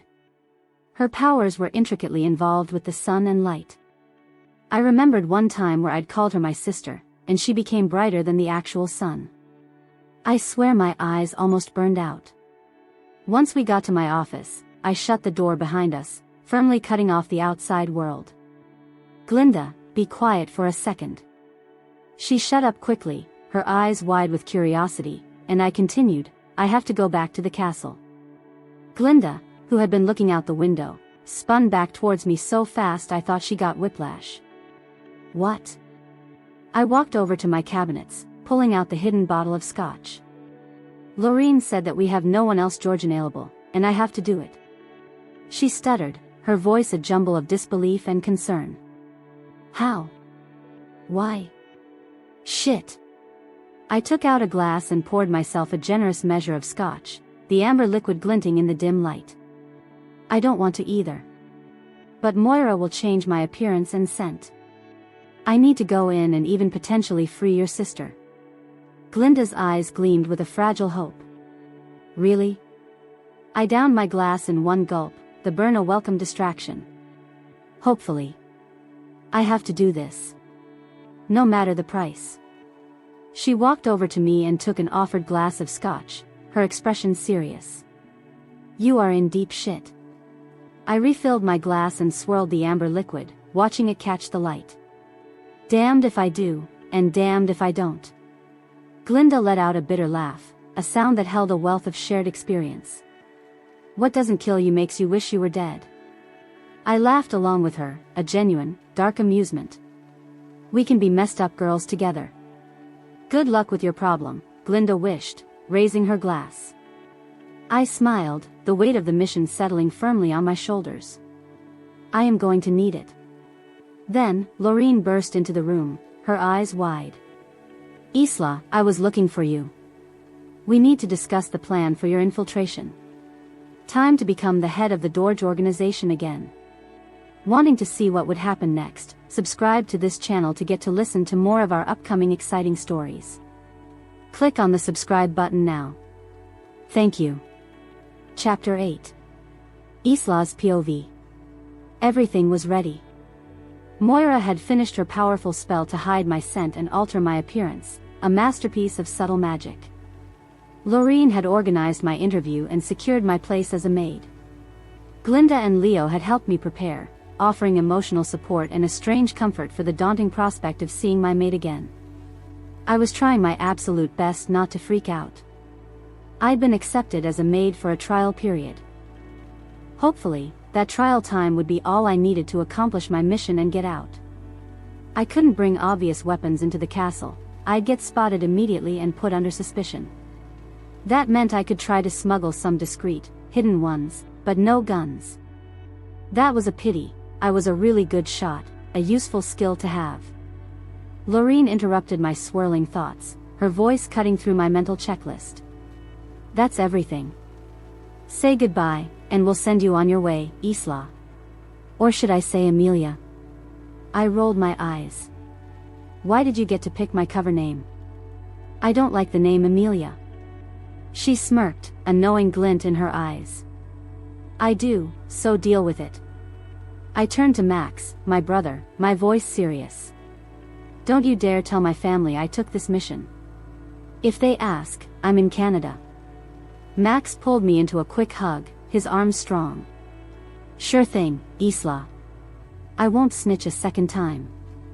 You better not, I warned him playfully, though the underlying threat was clear. Glinda practically knocked me over as she hugged me, whispering fiercely in my ear, stand strong with your mate. I expect you to come back to me. I smiled, a genuine warmth spreading through me. Of course. I'll come back with your sister too. I picked up my bags, light and practical for my new role, and started heading out the door. Bye. As soon as I left the familiar premises of our base, I got into a car I'd recently bought using my alias, Amelia. We took these undercover jobs seriously. No one could know who I truly was. Moira's potion made me look completely different to everyone but myself, and smell entirely different. It was a work of genius. Now, I just had to hope that Alec wouldn't sense me. From the rumors circulating from the castle, I assumed not. But who knew? My nerves churned, distracting me for most of the car ride to what the werewolves referred to as the castle. And it was literally a castle. The Alpha King had bought this huge piece of land from the humans, and there it stood, an imposing fortress. It had been in their hands for centuries, ever since the Alpha King's line was established. Don't get me wrong, the castle was modern enough. There was even an employee parking lot. That's where I carefully parked my car. I wanted to have my own transportation, just in case I ever needed a quick escape route. As I got out of the car, my nerves returned tenfold, a jittery tremor in my stomach. I wasn't usually this jumpy before a mission. It was the constant, terrifying chance of getting caught by my mate that truly scared me. I was desperate to see him again, a deep, undeniable longing, but at the very same time, I wished never to cross paths with him. I was honestly torn, and it felt like one half of my brain was yelling at the other half, a constant war waging inside me. A woman was already there to welcome me at the servants' entrance, her posture ramrod straight. You must be Amelia. I am Jane, the head of the maids. I am going to show you to your room and give you a tour to explain your duties. I didn't even get a chance to answer when Jane was already halfway down the hallway, her steps brisk and unyielding. I had to speed up to keep up with her. She was a very no-nonsense type of lady, her face set in a stern expression. Jane didn't even attempt any kind of small talk at all. She was a very cold person. Jane stopped abruptly in front of a plain door. This is your room. There will be 6 uniforms inside. You are allowed to do your own laundry once a week, and you work 6 days out of 7. At the beginning of the week, you must come and inform me which day you want off. You can also work every day of the week and keep your free days for an extra vacation.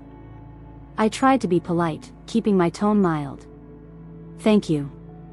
Is there anything else I need to know? Blatantly ignoring me, she checked her watch, a sharp, impatient gesture. It is 10 o'clock. I will send a maid here at 11 o'clock to show you around. You will be working with a senior maid during your first week and a half with us. You start really working tomorrow. Now, you have an hour before another maid comes to organize your room. Chop, chop. With that, she was gone, a blur of efficiency and rudeness. Jane apparently only wanted to get her job done as fast as possible. What a prick. I hated undercover assignments for this very reason. I hated authority figures. I'd had a problem with them all my life. And Jane was an especially snotty one. It took no time at all for me to put my meager belongings away. I pulled on one of the maid's outfits, a stiff, practical dress, and waited patiently on the bed. In my head, I was going over the layout of the castle, comparing it to what I had seen so far and the blueprints I had painstakingly memorized. Soon enough, a soft knock came at the door. Can I come in? I got up and opened the door.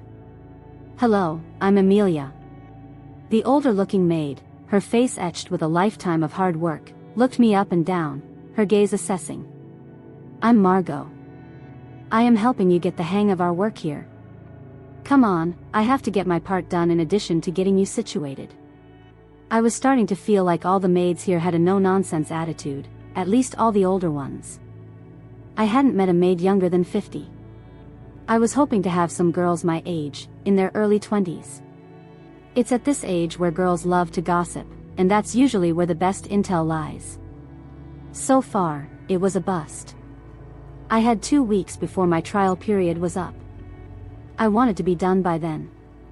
Margot stopped in the middle of a grand, opulent room. This is the grand parlor. Your job is to clean it. Let me explain how the system works. Each of us maids has assigned chores. For you, you have to clean the parlor and the 10 guest bedrooms. I have other jobs too. You can switch, but it all needs to be done by the end of the day. We also have to take extra duties on the side, like kitchen duty. It really depends. For your trial period, you are going to be on prep for dinner and clean up for breakfast. Understood? I nodded. Perfectly. Good, let's get to work. We have to do my chores and yours, Margot stated, her voice flat. I followed her lead without question. I couldn't afford to draw any attention to myself. I planned to use today and tomorrow to watch and find a way into the Alpha King's office and, more importantly, the dungeons. I was under the impression that, like all old castles, there must be secret passageways hidden within the walls. I wanted to try and find them, too. Cleaning was a more tiring job than I thought it would be. Once we were done with everything we had to do, it was time to go help in the kitchen with dinner prep. Apparently, our Alpha King was having other Alpha Kings coming to visit, and more help in the kitchen was necessary. I was already sore and exhausted from cleaning and dusting and walking the huge, winding staircases everywhere. I actually enjoyed kitchen work. It was a secret pleasure. I always did it at home, so honestly, I didn't mind my job. If I could, I would have taken a position as a chef rather than a maid, but as a chef, I'd have less access to the castle's secrets. Soon enough, everything was done. What was truly freaky for me was that all this work was done in the utmost silence. When I ran into other maids, even ones who looked my age, they were quiet, almost afraid. I couldn't see a reason for their fear, but I understood it just the same. I was curious what had set off this pervasive silence among all the servants in the castle. It was after dinner when I finally approached Margot about it, my voice barely a whisper. Margot? She sighed loudly, a weary sound. Yes, Amelia. I leaned closer. Why is everyone so quiet? Margot looked around, as if checking to see if unseen listeners were lurking in the shadows. Since you are new, I am going to warn you. Something happened over 2 weeks ago which set the Alpha King off. Don't ask me what, I don't know the specifics. All I know is that if we disturb him, we get killed. There is a reason your post was open. My suggestion is, avoid the Alpha King at all costs and make no noise to attract attention. Follow me a little. I listened, my ears perked. She stopped in front of a seemingly random statue in the hallway and said, her voice low, hit this wall, and a door will open. You can travel in the walls like most of us maids. None of the nobles use it. This way, we are out of sight and out of mind. I want her found, a voice roared, echoing through the vast stone halls. Sadly, I recognized that voice instantly. It was my mate, the Alpha King, my Alec. A look of complete terror overcame Margot's face. "Run, go," she hissed. Before I could blink, Margot was gone, disappearing into the shadows, and I was left alone in the hallway. Quickly, I entered the passage she had just revealed. Just in time, I shut the door behind me with a soft thud. I could see through the thin crack in the door, and I could hear everything. Alec was pacing, his heavy footsteps thudding close to where I was hidden. He was incredibly mad. I pitied the poor soul responsible for his anger. I wouldn't even wish that fate on my worst enemy. Well, I guess technically Alec was my worst enemy, but whatever. A poor man's voice, thick with fear, stuttered, "Wehh have looked, a Alpha K King. There is no trace of her. Troy would have been able to do this be better." I perked up at the name Troy. Isn't that stuffy man? The guy who tried to throw me out of the castle and called me a whore. What happened to him, I wondered. Alec's voice was lethal, laced with pure menace. "Troy is dead. You better find her, or you will be too." Well, that answered my question. I was torn between feeling sorry for the poor trembling man or a surge of satisfaction at Troy's death. The biggest part of me was happy he was dead. If you're going to call me names, you better be prepared to defend yourself. Meanwhile, Alec and the man left in silence, their footsteps fading into the distance. It had been a pretty successful, and tiring, day. I had found what appeared to be the secret passages, but right now, I needed to take Moira's potion again and get some sleep. So, that's what I did. I made plans to study the passages tomorrow, to truly map them out. I fell asleep dreaming of my mate, a tangle of complicated emotions swirling in my mind. Chapter 9. Isla's POV. Today had been nothing short of mind-numbingly boring. I was all by myself, facing the daunting task of cleaning the grand parlor and no less than 10 guest bedrooms. Seriously, did anyone truly need 10 guest bedrooms? And that wasn't even counting the many more scattered throughout the castle. It felt ridiculously excessive, and it took me an eternity to get through them all. To make matters worse, I hadn't even woken up earlier than usual, because I'd been on breakfast preparation duty this morning. I'd pushed through all my chores as quickly as I could, my mind already eager to begin my real work, investigating. Margot had shown me the secret passages yesterday, a truly invaluable discovery. Right now, my main objective was to locate the dungeons and, more specifically, Glinda's sister, Sabrina. I just desperately needed to confirm if she was actually still alive. As a witch, Sabrina's life would always hang by a thread. Witches were constantly hunted, even by other supernaturals, for their inherent power. The tricky thing was, a witch had to give permission for their power to be used or drained, unless the person wanting their magic was also a witch. This was precisely why there were practically no warlocks or wizards. Magic, for some reason, almost exclusively manifested in females. The Alpha King was notoriously known for his brutal torture of witches. It was a common, disturbing belief among his kind that witches could be persuaded, through enough agony, to surrender their powers. I called absolute bullshit on that. For example, Moira had helped us so much with her incredible powers, and she had never endured any torturous ordeal. In the Dorge Organization, I had more witches in my ranks than any other pack or supernatural group. This was yet another reason for the Alpha Kings to hate us. I simply offered them a safe haven, a sanctuary where they could be protected from persecution and allowed to exist. Either way, back to the immediate task at hand, finding the dungeons. I was currently wandering through the labyrinthine secret passageways in the castle walls, trying to map them out better as I went. There were subtle peepholes in many of the different rooms throughout the castle, mercifully, no bedrooms, which was, I suppose, reassuring. I was getting absolutely nowhere doing what I was doing. I made an executive decision, would go look for the guards. There had to be guards protecting the dungeon, right? I carefully exited the wall passage and waited patiently for the next guard to pass by. I had a platter of meager, unappetizing foods that looked suspiciously like they were meant for prisoners. I needed some sort of plausible excuse to be wandering around these parts of the castle. There. A guard. I watched him pass me, then carefully followed him from a safe distance. He didn't seem to notice anything. They seriously needed better training here. I mean, I could be truly evil, plotting their demise as we speak. This particular guard, however, only led me to their barracks, located at the very edge of the castle. It was accessible by a long, winding hallway and had a direct door to the outside. No luck there. I loitered around, trying to look busy but truly waiting for another guard. Soon enough, another one appeared. His pace was quick, purposeful, and he was quite tall. Male werewolves had a tendency to be at least 6 feet tall, but this guy was at least 6 feet 6 inches.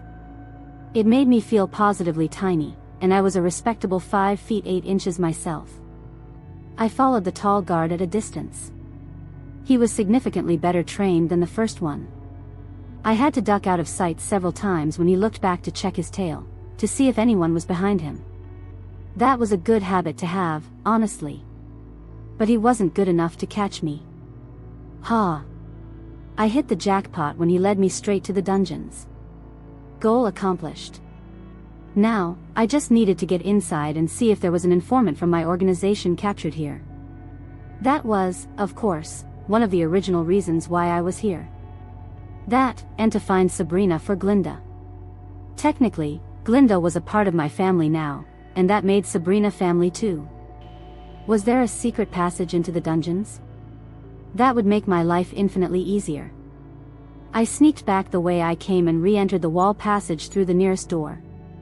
My earlier, painstaking mapping of the passageways had paid off. I hadn't had to walk all the way back to the first door Margot showed me. Using the internal wall passages, I headed directly back towards the dungeon. As I passed the guard station, I heard one of them say to the other, his voice a low, rough rumble, "Did you hear? The Alpha King has announced that he's broadening his torture methods. It seems like the regular ones aren't cutting it with this witch. He might even let us in for a taste." The other guard groaned in answer, his voice laced with sick anticipation. I would love that. Especially the newest witch, she makes me want to fuck her. I don't care if it's a torture method. I just want her pussy wrapped around my dick. I froze as soon as I heard those words, a cold rage washing over me. I had to physically restrain myself from abandoning my mission right then and there, from going back and tearing them limb from limb. The bastards. As soon as I was ready to leave this goddamn castle, I would kill them both. How sick did you have to be to want to rape someone? I continued past them, my footsteps light, pushing deeper into what I assumed to be the dungeon. I walked for some time before finally coming to a door. These doors only looked like doors from inside the wall. From the outside, they could look like anything at all, perhaps just a solid stone wall. I stepped out, holding my breath, hoping no one would see me magically appear out of the wall. These passages were seriously a massive security risk for the castle, but I certainly wasn't complaining. I took a careful look around the dungeon. Let me tell you, it was a medieval-type dungeon, a truly horrific shithole. Complete with rusty silver chains, iron shackles, and all manner of chilling torture devices. Honestly, I kind of loved it, in a morbid, practical sense. I walked slowly down the rows of dark cells, peering into each one. I was only looking for Sabrina today, which basically meant I was looking for someone who appeared somewhat like Glinda. It wasn't like I knew exactly what she looked like. I was running this entire operation by myself, with no method of communication back to base. Finally, in the 20th cell, I saw a girl who bore a striking resemblance to Glinda. They had the same striking eyes and similar hair, a closer match to Glinda than most of the others here. I called out, in a voice that was a semi-shout and a semi-whisper, "Sabrina?" The girl looked up at me, her eyes narrowed in a fierce glare, but she didn't say anything. It was clear this was Sabrina if her reaction to merely hearing her name was anything to go by. Now, How to convince her that I was on her side? I said, my voice low and earnest, your sister Glinda sent me. Sabrina examined me even more closely, her gaze piercing, before cutting straight to the point. How? Straight to the point, she was. I replied, I am here to locate whoever apparently got captured who has information on the Dorge Organization. You are a side mission. She told me, her voice weary but with a hint of defiance, you are wasting your time. There is no person here with critical intel on the organization. It was just a rumor I started, something I rubbed in the faces of the people who torture me, that my sister managed to escape to the organization. A relieved grin escaped me. Glinda has settled in wonderfully with her mate. Sabrina smiled back, a fragile, hopeful expression. Good. I am happy for her. I sat down in front of her cell, my voice softening. Now, I just need to get you and every other innocent person in here out. Any suggestions? We talked for a long time, the hours melting away, well into the night. Chapter 10. Isla's POV. Sabrina was an insanely funny girl. I had only talked to her once, for a few hours, and I loved her already, felt a connection like she was a sister. She had been very guarded yesterday, but that was to be expected. Sabrina didn't know if I was just another one of the Alpha King's cruel ploys to get her powers, or not. I wasn't, of course, but even if I told her that outright, she wouldn't truly believe me yet. Tonight, I was heading straight back to the dungeons. Sabrina had promised to introduce me to the other innocents, those who would potentially escape with us. After all, I had only truly talked with her last night. And man, did we talk. I only got back to my room at around 5 in the morning, which meant I was utterly exhausted this morning. I even had to wake up earlier than usual, because I was on breakfast prep and cleanup duty. At least their coffee was delicious. I seriously needed to find out how they made it, because I could live off that stuff. To add to my troubles, I had to clean the grand parlor and the 10 guest bedrooms all by myself. That task had been utterly exhausting. There was a reason I hated cleaning so intensely. What was the point if I did the exact same, repetitive thing every single day? It wasn't like someone was even sleeping in all those rooms each night. It was already pretty late into the night. I had already covered my tracks by telling all the other maids that I felt sick and that they shouldn't bother me. That meant I was safe until morning, or so I hoped. I used the same passage as last time to make my way, silent and unseen, to the dungeons. I peered behind me, a quick, habitual check to ensure no one was following, and made a turn, only to run face first, with a jarring thud, into a guard. Shit! I froze, my mind scrambling, not knowing what to do. Was he mad? Apparently not, because the guard let out a low chuckle. It sounded like a nice chuckle, not the ominous, you're about to die chuckle. Trust me, I should know the difference. After all, I'd given and received both types over the years. I managed to get out, my voice a little breathless, sorry, I wasn't looking where I was going. The guard smiled, a broad, unsettling grin. I can see that, beautiful. It took every ounce of my willpower not to crinkle my nose in disgust at his blatant flirting. Before meeting Alec, I would have been flirting right back, effortlessly, a practice dance. But now, the very thought made me physically sick. Great, it looked like my carefully constructed lie was about to become a very messy reality. The guard leaned towards me, his voice a little too close, a little too intimate. Are you all right? You're looking a bit pale. I managed a feeble, unconvincing smile. Yes, I am feeling a bit faint. I must get going. Sorry again for running into you. With that, I ran like the devil himself was after me. In a way, he was. If I was caught as a spy, I would be thrown into the dungeon, stripped of my potions that changed my scent and appearance. That would be incredibly shitty because my mate would find me.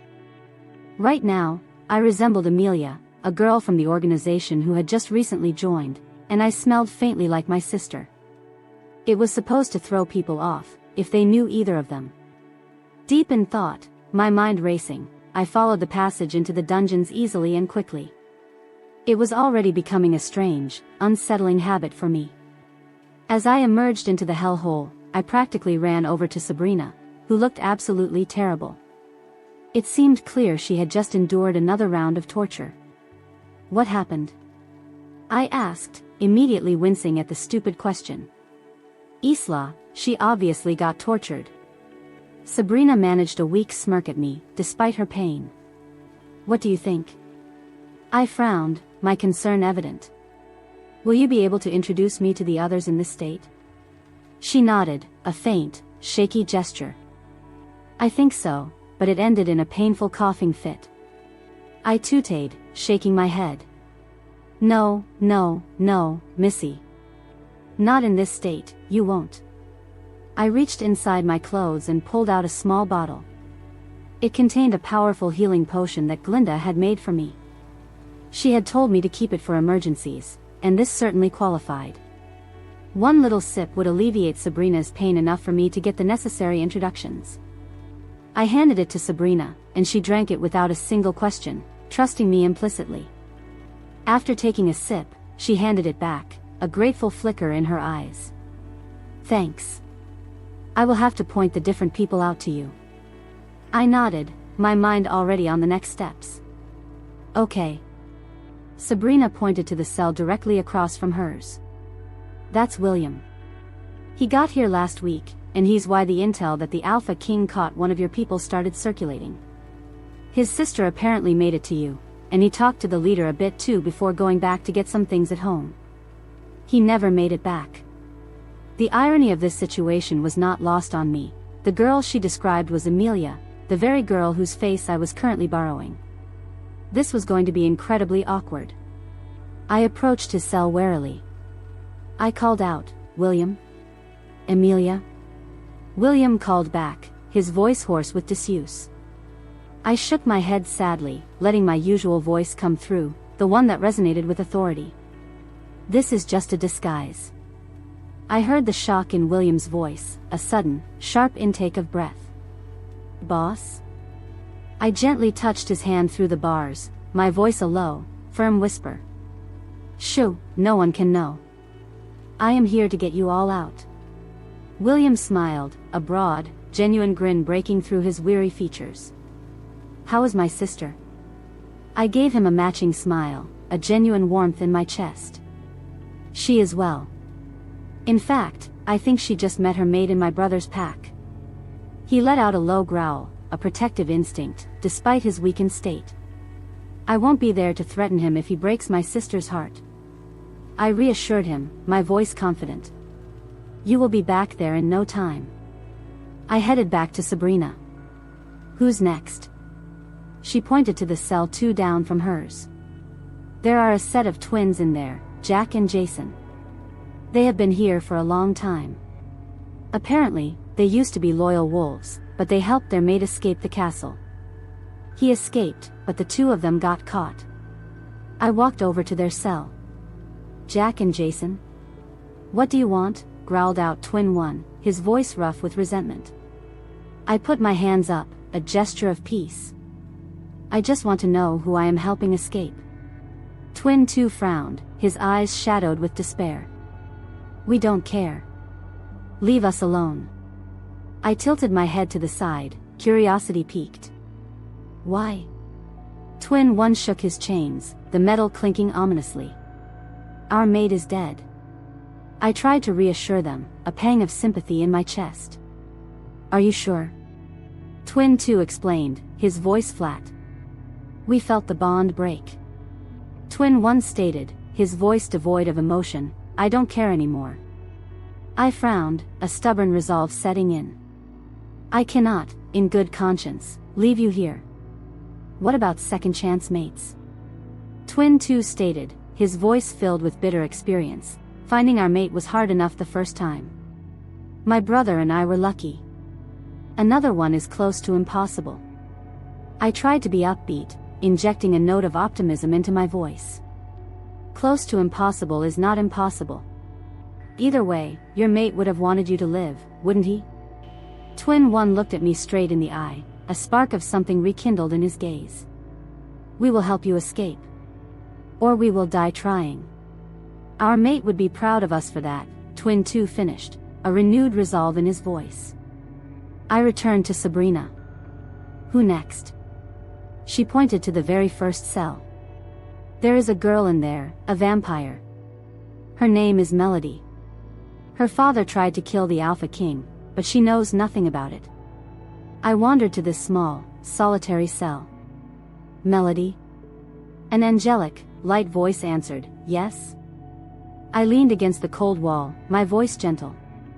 I just wanted to meet you and talk some. An adorable girl, no older than 10, came into view, her big eyes wide with curiosity. Okay. I stared at her, my heart aching with tenderness.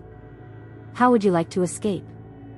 She clapped her tiny hands together, a burst of pure joy. Yay! She was truly adorable. Melody couldn't have been older than 10, and here she was, imprisoned. What type of cruel person was the Alpha King to imprison little girls? That was just messed up to a point beyond comprehension. That was how I spent my night, meeting new people, gathering the numbers. There were 20 of us that I needed to get out of here. There were no other witches besides Sabrina. They had just killed the last one after she nearly killed her torturer. She had been saving her remaining magic, her problems, to make one last, desperate stand, forcing them to kill her. I had nothing but respect for her, and that unyielding way of thinking. Once again, I returned to my room in the early morning, just in time to catch a quick nap before starting everything all over again. If you're still listening to this story up to this point, why don't you subscribe to this channel to continue getting impactful daily stories like this? We would be most grateful if you can do that to help boost this video to reach everyone. Thank you. Chapter 11. Isla Point of View. I'd been keeping vigil, slipping into the depths of the castle's prisons every single night, just checking on everyone. There were 20 souls who desperately needed to get out of here. The others, the ones I wasn't risking my neck for, either genuinely deserved their confinement, or Sabrina had expressed uncertainty about them. I trusted her judgment implicitly on that.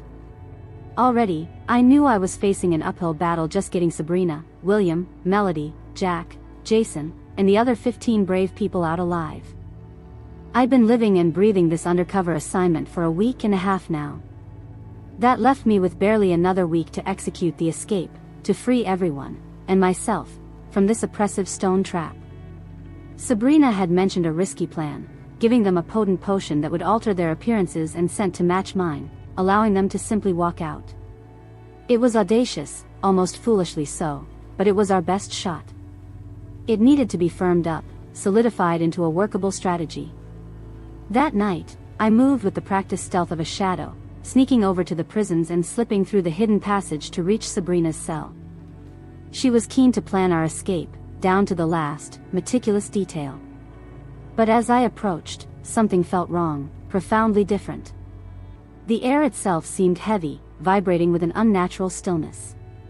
The last 7 times I'd been here, Sabrina had been waiting, a defiant spark in her tired eyes. Tonight, her cell was chillingly empty. That was the first bad sign, a sharp jolt to my system. The second bad sign came in the form of an oppressive silence. I could literally hear a pin drop in that cavernous space. It was incredibly rare, almost unheard of, compared to all the other nights I'd spent here, filled with the murmurs of prisoners, the clink of chains, the distant shouts of guards. The third, and perhaps most heart-wrenching, bad sign was Melody weeping uncontrollably in her cell. I swore that child was always smiling, a fragile beacon of innocence in this hellish place.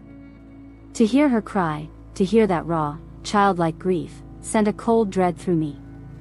The final, definitive sign, a desperate warning, came from the twins, Jack and Jason. They were both pressed against the front of their cell, their eyes wide with urgency, desperately trying to get my attention, trying to make me turn around and flee. Shit. I barely managed to dive into the deep, welcoming shadows of an empty cell as I heard the first voice, a harsh, guttural sound. It wasn't one of the prisoners. This was a guard's voice, or worse, one of the royals. It was then, in that terrifying moment, that I remembered the crushing truth. The last time I'd taken Moira's precious potion was an hour and a half ago. My disguise was beginning to waver, my true scent bleeding through. I had to get another dose into my system soon, or my already precarious situation was about to become infinitely worse. I strained my ears, listening intently, trying to decipher what was happening in Sabrina's cell. Alpha said that today was your last chance to give up your powers, which? I can't wait to see you die. You've been here all proud and mighty, haven't you? Sabrina's answer was barely a whisper, a defiant, broken sound, but it still managed to pull a grim smile to my face. Go. To. Hell. I heard a sickening sound of flesh hitting flesh, followed by a guttural grunt of pain. I winced, a sympathetic ache in my own body, feeling the blow for her. Not long later, I saw 3 burly guards lumber past my hiding spot. I memorized their faces, each rough feature seared into my mind. If I ever got the chance, if fate allowed it, I was going to give them a one-way ticket to hell. I waited a few extra minutes, just for good measure, allowing their footsteps to fade before I cautiously headed over to Sabrina's cell. Instead of seeing her defiant form at the front of her cell, I saw only a crumpled, broken pile on the floor, which I knew, with a sickening lurch, was Sabrina. In her current state, I didn't like her chances, not one bit. I called out, my voice a low, urgent whisper, Sabrina? I saw her stir, her head slowly rising, her eyes barely slits. Boss? I had told Sabrina to call me whatever she wanted, because I couldn't tell her my real name, Isla. She'd been sharp enough to see right through me when I told her my name was Amelia, sensing a lie. She was right, of course, since my real name was Isla. But I couldn't risk her knowing that. There was always a chance someone might hear, someone who knew that Isla was the well-known leader of the Dorge Organization. I didn't need anyone realizing that she was me. I asked her, my voice laced with concern, are you okay?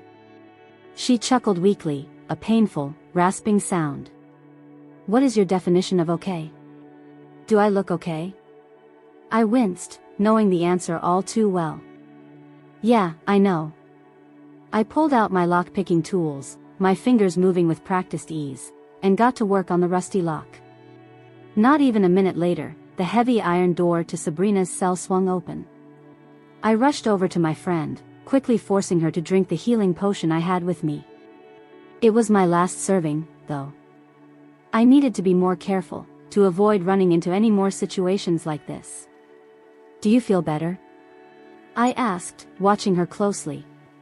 Sabrina coughed, a racking, painful sound, before nodding faintly. Yeah, a little. What was that about, anyway? I said, leaning against the cold, damp wall. She gave me a sad, resigned smile. My execution. Come again?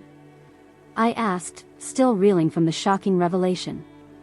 Sabrina sighed, a weary exhalation. I am set to be killed in 2 days. I commented, a grim determination hardening my voice. That speeds up our timetable considerably. She smirked, a flicker of her old defiance returning. It does, doesn't it? Tomorrow then, I decided, the words firm and resolute. We will do it tomorrow.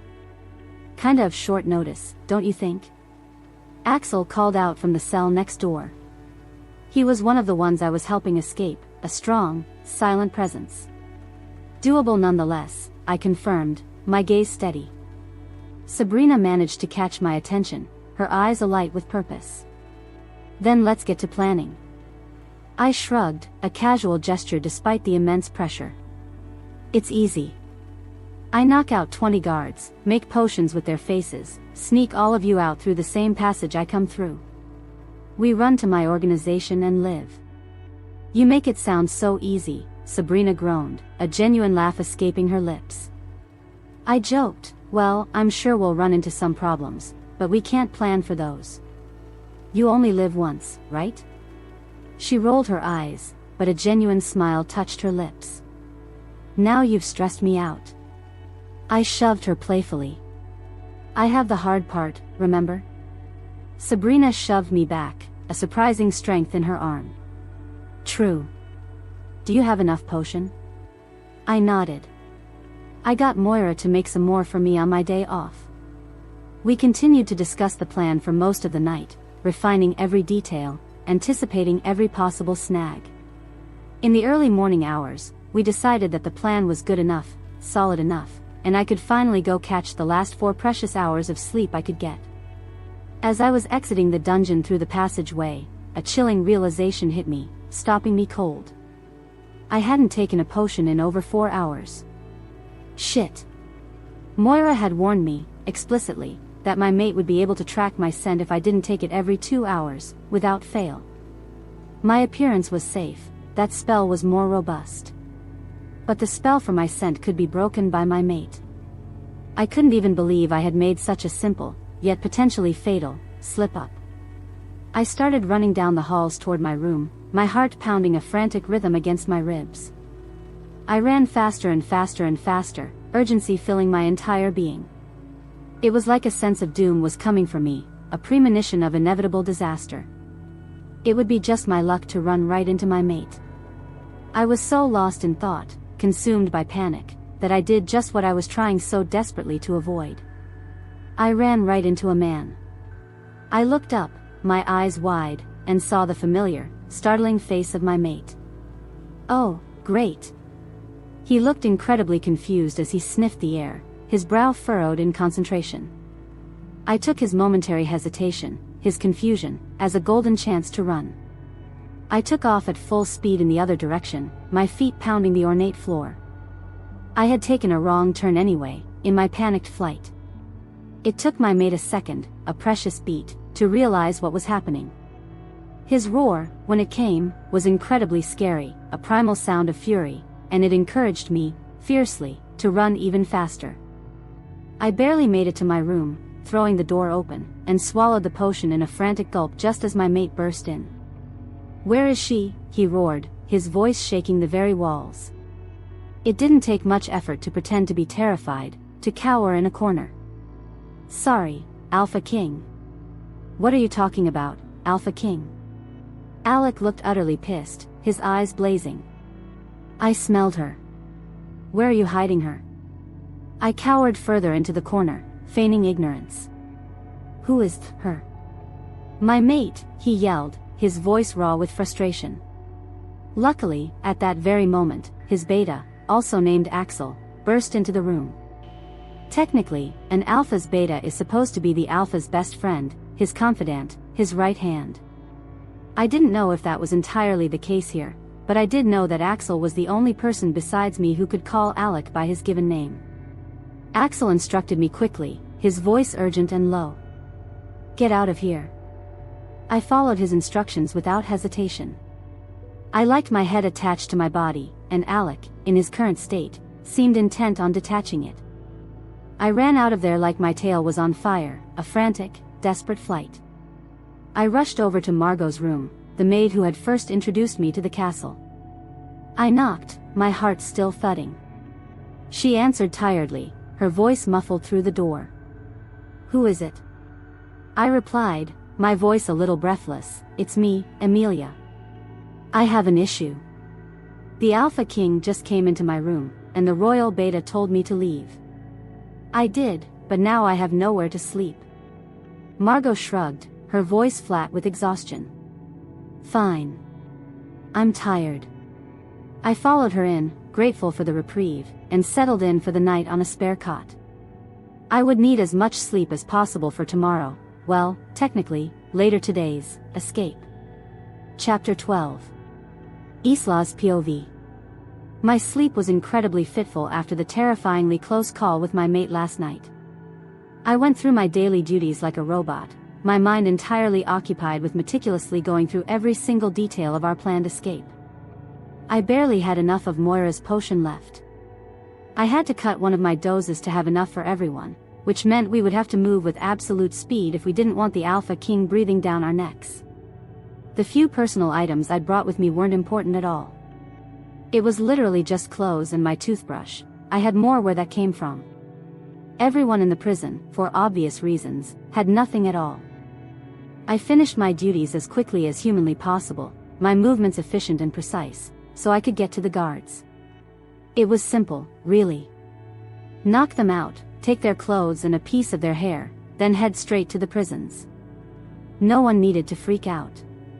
It would be better to take the guards either one by one, or two by two. I would seize whatever opportunity came my way. I was pacing the hallways, trying to appear nonchalant, when just such an opportunity presented itself. There were two particularly lecherous guards currently leering at me, their gazes crude and offensive. I swallowed my disgust, pushing it down deep, and walked over to them, making sure to swing my hips just a little, a calculated, provocative sway. I purred, my voice a low, seductive whisper. "What are you two handsome guards doing here, all by yourselves?"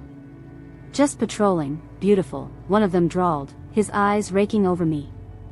I smirked, a hint of challenge in my eyes. "Do you think you could keep me a little company? My room is just around the corner." Actually, there was a convenient blind spot in the cameras just around the corner, a perfect place where I could knock both of them out cold. And there happened to be a small, rarely used room nearby that was soundproof, ideal for stashing their unconscious bodies.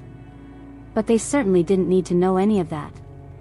Man 2 looked at Man 1, a silent, lecherous communication passing between them, before turning back to me, his grin widening. "Sure. You want both of us?" I attempted to act even more seductive, letting my gaze linger. "The more the merrier." I led them around the corner, their footsteps heavy behind me, their eyes glued to my backside. Geez, didn't they have a mate or something they wanted to wait for? Of course not, I thought, these were clearly man whores. I stopped and let them pass me, pretending to open the door to my room. As soon as their backs were turned to me, I grabbed a heavy bat that was leaning against the wall, a pre-placed tool. With swift, brutal efficiency, I swung it, hitting them both in the head, knocking them out instantly. I dragged their limp bodies into the small, soundproof room and undressed them, avoiding looking at their disgusting forms. I put their clothes in a corner and quickly exited the room again.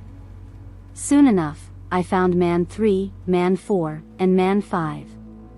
These might be a bit harder. I noticed a distinct mate mark on both of them, so seduction wouldn't work this time. I smirked as a light bulb went off in my head.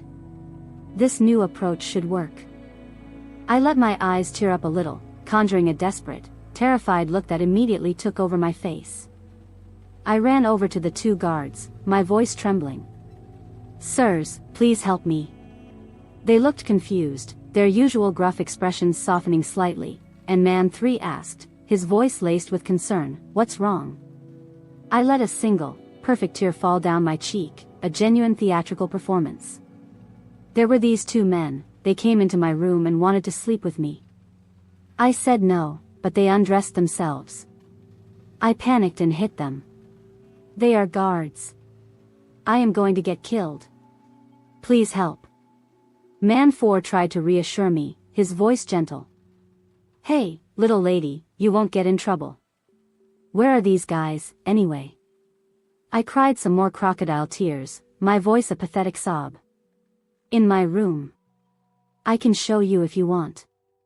Man 5 nodded, his expression firm. "Sure, come on, guys." I led them close to the room where I grabbed the bat again, hidden behind the door. I felt a tiny pang of guilt knocking them out, they seemed like genuinely good wolves. But my friends in the prisons came first. The three of them didn't see it coming. I quickly got them inside the room, and I knocked them out one by one. I took their clothes and dragged them to the side, adding them to the growing pile. I was able to repeat this process, alternating between moments of seductive acting and a dramatic sob story, from Man 6 all the way up to Man 18. I only needed 2 more, and I would be able to stop. The only issue was, the room was getting pretty full. The 2 last guards would most likely get suspicious if I tried to lead them there. I needed to come up with a brand new story. It didn't take me long to find Man 19 and Man 20. I decided to come up with a new sob story when I saw that both of them also had mate marks. Usually, wolves were fiercely loyal to their mates and wouldn't be tempted by mere seduction. However, there were always exceptions. Either way, I ran over to them, my eyes brimming with tears, my expression one of absolute terror. "Sirs, please help. I don't know what to do." Man 19 made comforting circles on my back as I continued to sob, his voice kind. What's wrong? I gave another pathetic sob, trying to sound utterly distraught. I was going to CL clean a room B but W when I walked in, I found a B bunch of B bodies. Man 19 bought the story, hook, line, and sinker, his eyes widening. But Man 20 seemed suspicious. Shit, not what I needed right now. If I messed up on the last one, I would be so incredibly pissed. I continued to sob, making sure to sound completely inconsolable. Man 19 said, his voice gentle, show us where the room is, okay? I nodded, my head still down, and led the way. I'd have to knock out Man 20 first, then Man 19. I also had to be incredibly fast because I didn't want them to mind link anyone for backup. I had gotten everyone else so quickly that they hadn't had the chance. When we arrived at the room, I stopped, letting Man 19 and Man 20 go in first. I grabbed my trusty bat, which was conveniently at the side. I mean, no one had even stopped to question the bat lying around. I hit Man 20 first, a swift, silent blow. But Man 19 turned around at the wrong moment. He said, his voice laced with surprise and dawning realization, "What are you doing, little girl?" as he lunged at me. The idiot. I had the baseball bat, and he didn't. You do not lunge at the person with the weapon. I got him quickly, efficiently. I collected all 20 men's clothes, a piece of hair from each, and then, with my precious potions carefully tucked away, I went on my way to the passage that led to the prison. I got there easily, as usual. I had even managed to get the keys from one of the guards, Man 8. He must have been higher ranking. I had felt his dominance, a subtle aura of authority, even through my disguise. I just really hoped he wasn't that dominant. That would mean his disappearance would be noticed sooner rather than later. I undid Sabrina's shackles first and handed her one of the keys. We both worked in silence, a shared purpose in our movements, to quickly unlock and free everyone else. Everyone remained silent, not wanting to alert the ones who weren't escaping, the murderers, the assholes, the rapists. I handed everyone a potion and a set of clothes. Soon enough, the 20 of them looked exactly like guards. Just what we wanted. I showed them the passage I took into the prison/dungeon. Sabrina looked the most nervous of them all. I whispered in her ear, my voice firm and reassuring, "We got this.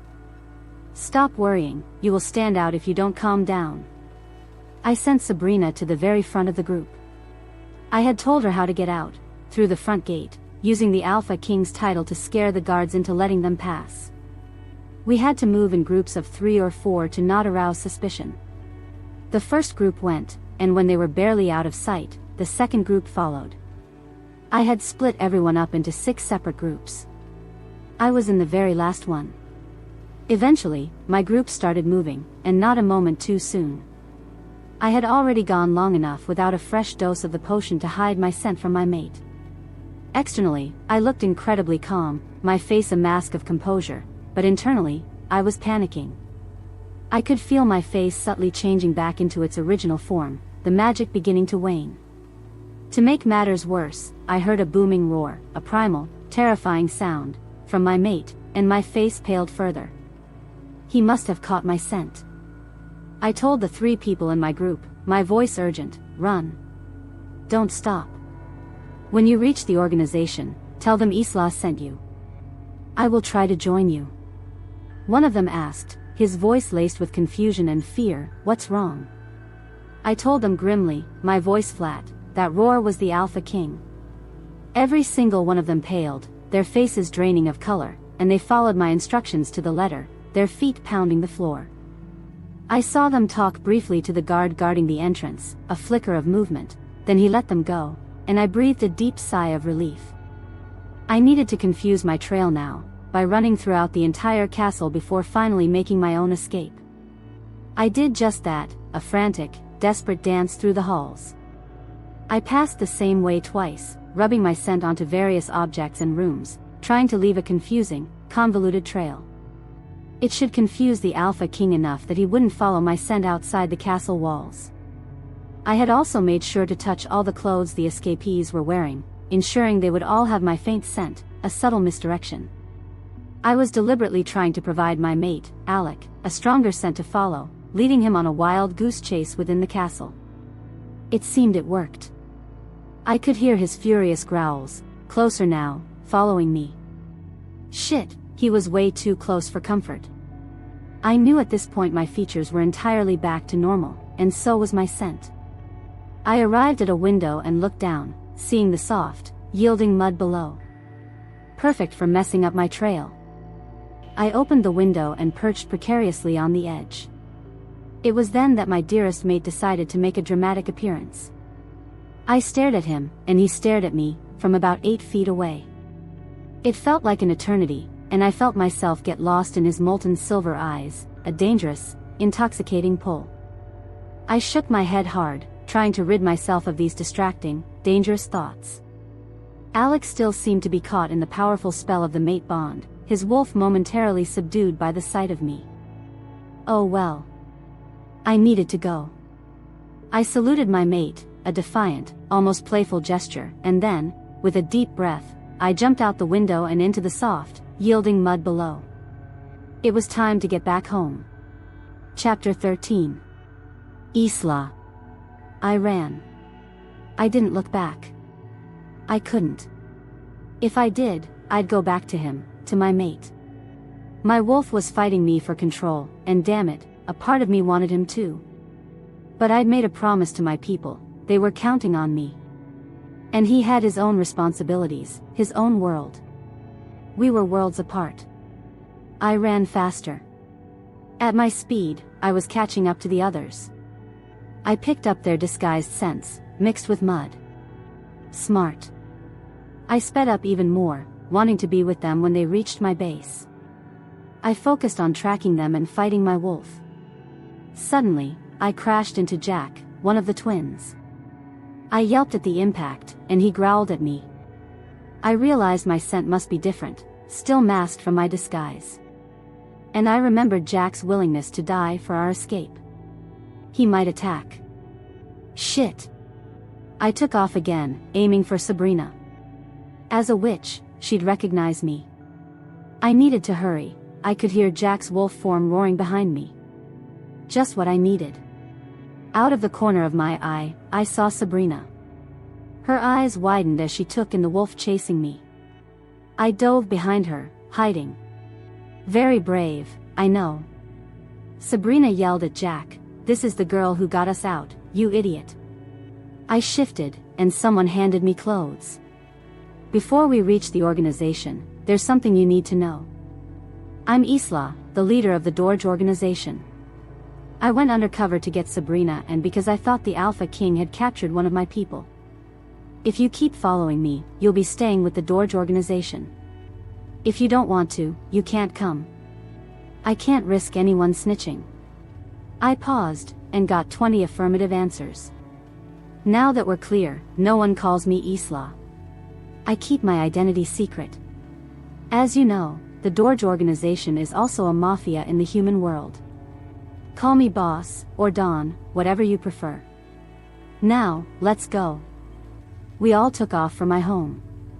Even the non-shifters and the vampires could keep up with our speed. I led them to my bigger base near the forest. We'd been using it as our main home ever since the Alpha King found out about the last one. Guards stood in front of my home, and since I was in human form, I dismissed them. These are good people. Go back to patrol. Yes, boss, they answered. Glinda ran up to me. Where's my sister? I stepped aside. Here. I smiled, seeing their happy reunion. This was why I did my job, for moments like these. I turned and saw my family. Mom, my dads, plus Henry and Oliver, all looking pissed. I'd promised not to get too involved. I grimaced. I was about to get a major scolding. From the look on Mom's face, it might be more than that. I tried to escape, but Mom caught up to me. What is it I hear from Max? I winced. Let's take this to my office, Mom. Lorene, can you get them all set up? Lorene smiled at me. Of course, boss. I led my family to my office, feeling a strong sense of déjà vu. Henry and Oliver were smirking, while Mom, Dad, and Pops were frowning. Oh no. I was so in for it now. I tried to smile at my parents. What brings you here? Mom glared at me. Don't act innocent. We told you to leave it alone. Now, I find out you got caught by the Alpha King, escaped, passed out, were in the hospital. Then, you went undercover at the castle.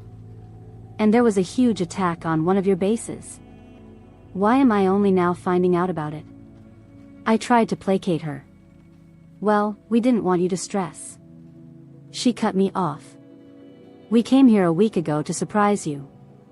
The surprise was that you weren't here, and hadn't been for a week. I winced. It was the only option. Only option, only option. My mom chuckled grimly. You could have told me, or even warned me. I'm pretty sure you never planned on telling me anything. I moved away from her. It was true. Well, Mom, I'm in charge here, and have been for the last 4 years. I'm 22. You don't need to watch over me like a mother hen. She huffed. If you'd only found your mate, I wouldn't have to. That was a sore spot. I gripped my desk even tighter, trying to control myself. Mom kept ranting, but I ignored her. Henry and Oliver could tell something was wrong, while my dads tried to calm Mom. I was this close to losing it. My mom's voice rose. And your mate could, don't ignore me, young lady. That was it. I stood up and punched the table, cracking it in two. Get out. What do you think? My mom started. My voice was dangerously quiet. Get out. Now. My dads dragged my mom out, sensing I wasn't in full control. My wolf had half control and wanted to attack my mother for yelling at me and disrespecting me. My wolf knew that my mate was the Alpha King, and she was the Alpha Queen. That didn't give my mom the right to disrespect me. The moment Mom left the room, I collapsed in a heap. Henry and Oliver came forward and held me. I needed them right now. I needed Glinda and Leo, those who knew my issue and could comfort me. Henry cooed, "It's going to be okay, Isla. You can talk to us, you know." I got myself back under control and stood up. I'm fine, guys. Emotions have been running high. I mean, during the escape, I saw the Alpha King. That was scary. Oliver chuckled. If you say so. We need to go heal Mom's wounded pride. I frowned. Why? Henry smiled. Didn't you tell? You used a sort of alpha command on Mom, Dad, and Pops. And they obeyed. What's up with you? I froze. Oh shit. I need to go. I left and rushed to Glinda and Leo's room. Even though I was the leader of the Dorge Organization, I didn't have control/alpha command over those who weren't joined through the ceremony. That meant the alpha command I used on my parents wasn't that one. The only other one was the Alpha King command. Shit, shit, shit, shit, were my thoughts. I burst into Leo and Glinda's room and said in one breath, being mates with the Alpha King is affecting me. I used an alpha command on my parents, and it worked. How is that possible? Then, I froze. In my hurry, I hadn't noticed the third presence in the room, another person who would know my secret. Oh shit. Could my day get any worse? If there was a moon goddess, she had it out for me. Shit, Glinda said. Leo muttered, bad timing. The third person in the room came out of the shadows, and it was Sabrina. I almost collapsed in relief. It could be worse. It could have been my parents or someone else. I couldn't let this get out. My mate could be alerted through moles in my organization. I wished it wasn't true, but some people would betray me if there was a chance to rejoin their old pack. Sabrina asked, "You are mates with the Alpha King?" I nodded. Yes. Shit, she said. I feel so bad for you, sweetie. It must be so hard for you to deal with this. I started to cry, and Sabrina hugged me. It was harder and harder to leave my mate behind. I wanted that perfect couple life, but it wasn't meant to be. Not at all. I couldn't leave my people, and he couldn't leave his. I could, if I had an heir trained, like Mom did. But my heirs, my younger sisters, Ashley and Laura, were just too young. If I left now, like my mate would demand me to do, the Dorge Organization would fall apart. For Callum and Sebastian, I couldn't let that happen. I had to stay strong. If you're still listening to this story up to this point, why don't you subscribe to this channel to continue getting impactful daily stories like this? We would be most grateful if you can do that to help boost this video to reach everyone. Thank you. Chapter 14. Isla. It's been a week since I last saw my mate. A week since my escape from the castle and quitting being a maid. It's been difficult. Being near my mate for about 2 weeks strengthened our bond a little. It just makes me want to run after him and jump into his arms. I have to be really careful. My wolf is fighting me for control every minute of the day, wanting to be with her mate. I can never let my guard down. It's been exhausting. I can't even run to cool off. When I'm in my wolf form, it's easier for my wolf to take over. I have to fight her even more, so I avoid shifting. It's a pity because I love running in wolf form, with my wolf in control, without a care in the world. Sabrina has been a great support, along with Moira. They just recently found out. Sabrina is the best, very funny. She knows just what I need. I haven't seen any of my family since the incident in my office. I'm glad, too. Mom would have brought up the issue of mates, and my wolf would have lashed out. Again. Someone knocked on my office door, and I called out, "Come in." Laureen entered. "Hey, boss. I need a favor." I shut my computer. "What is it?" She walked over to my desk and leaned on it. "I'm on patrol today, but my kids just got in trouble at school. I need to get them." I stood up. "Sure, it'll do me some good. When and what patrol do you have?" Laureen smiled. "Thanks. I have the northwest border in 10 minutes. I smiled back. "No problem." I ran quickly to our border. It was next to no man's land, so we had to be careful. Sometimes we found rogues to join the organization, but some were too far gone to be saved. Their wolf had complete control, and they were feral. This border also touched some pack lands. They didn't know we were there, so we had to be careful. I used this time to think about the organization, my parents, my mess of a mate bond. It was a good time for reflection. I had a couple of projects going. I wanted to help the twins, Jack and Jason, find a reason to live. The past week had been hard on them. I don't think they expected to survive the escape. Without their mate, they were suicidal. I hoped they'd find a second chance mate. It might save them. At the border, I saluted the group of guards I was relieving. Laureen and I were good fighters, so we usually took individual guard shifts. I did both most of the time. I wasn't picky. I started jogging the border in human form. I'd only shift when I started to feel tired, usually halfway through the patrol. Soon enough, I reached that point. I stripped and shifted into my wolf. She was beautiful, like me. It had been a peaceful day. Nothing had come by, not even a rogue.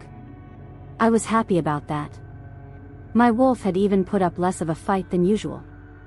I wished it was like this every day. I ran down the border and through the forest. I loved the feeling of freedom, the wind in my fur. It was addicting, and I wished I could feel like that every day, even in my human form. The peace wasn't meant to last. I just wanted it to last longer. The first hint of trouble was the silence in the forest. It meant a bigger predator was nearby, or a large group of them. Bad news for me. I crouched down defensively. I cursed myself for forgetting my guns. That was awful and stupid. I let out a warning growl, and someone else growled back. Several someones. At least 25. Shit. I couldn't die now. I still had so much to do, people to piss off, and hell to raise. I raised my hackles, ready to pounce. The moment I saw the first wolf, I jumped. I ripped his throat out, making sure he couldn't get back up. I turned around in time to dodge a second wolf's attack. I lunged and grabbed the back of his neck. He tried to shake me off, but failed. I threw him into a tree. Go me. I faced my 23 remaining opponents. Lovely. More people to join the fun. I had to fight differently than usual. In wolf form fights, I usually let my wolf take over, but if I did that now, she'd go to our mate. Can't let that happen. Another one dead, just 21 to go. Twinkle, twinkle, little star, I wanna hit you with my car. Throw you off a tree real high, hope you fall on your neck and die. Twinkle, twinkle, little star, your life will not go too far. Call me sadistic, but that's what was going through my head. I hummed along to it as I fought. I was doing pretty well, but I was injured. One got a good slash on my stomach, one caught my paw, and my neck was sore from displacing a wolf's grip. Besides that, I was fine. That's one more dead, 13 to go. Yeah, who was I kidding? This was going badly, really badly. I was a good fighter as a human, but I couldn't take on that many wolves by myself. I grimaced, realizing what I'd have to do to win. I'd have to give my wolf control. I guess I'd see my mates sooner than expected. Shit, shit, shitty, shit. I still tried to fight. One wolf grabbed my shoulder, which was already bleeding from an earlier attack. I tried to shake him off, but it didn't work. I sighed. This was when I had to release my wolf. I made my choice, my life, or having to see my mate again. I'm rather attached to my life. I took a deep breath and handed over the control of my body to my primal instincts. I took the back seat in my own fucking mind. I watched as my wolf beautifully killed all the remaining wolves. She hadn't even bothered to call it in yet, and she probably wouldn't. Right now, the only thing my wolf wanted was to be with her mate. I bet she was just going to ignore our injuries, which were pretty bad. I was right. My wolf galloped in the direction of the castle. We used the same way we got out last time to get in. There was a small hole in the patrols. My wolf ran faster, smelling our mate. It really was an enchanting smell. I guess it's what's supposed to attract mates together. When we arrived at the edge of the house, my wolf shifted into human form, but still didn't give me back control. She climbed the wall smoothly as I watched from inside my head. Not fun at all.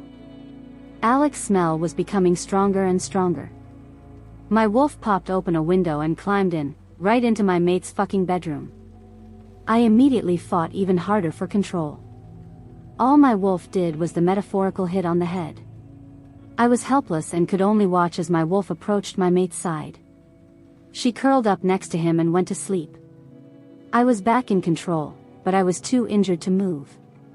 Damn that wolf for not healing my wounds. I felt my mate stretch and wrap his arms around me. He was still asleep, as far as I could tell. I couldn't move and decided the best thing to do was to sleep. Which I did. All my problems could wait until morning. Chapter 15. Isla. It was warm, a deep, comforting warmth that wrapped around me, pulling me deeper into sleep. So nice, really nice. Wait. Why was it so warm? No, scratch that. It was hotter than usual, a significant, almost overwhelming heat. Oh, hell. My memories of last night, fragmented and chaotic, flooded my brain in a sudden, crashing wave. The brutal attack while I was on patrol, my wolf seizing control, her single-minded drive, and then, coming here. To him. I jolted upright, a sharp gasp of pain hissing between my teeth. Damn it, my injuries weren't healed. Not even close. I cautiously examined myself, grimacing at the sight. It looked pretty bad, a canvas of dried, crusty blood. If I'd been a mere human, I would have bled out hours ago, died from the sheer volume of blood loss. But I wasn't human, and in that moment, I'd never been happier to acknowledge that undeniable fact.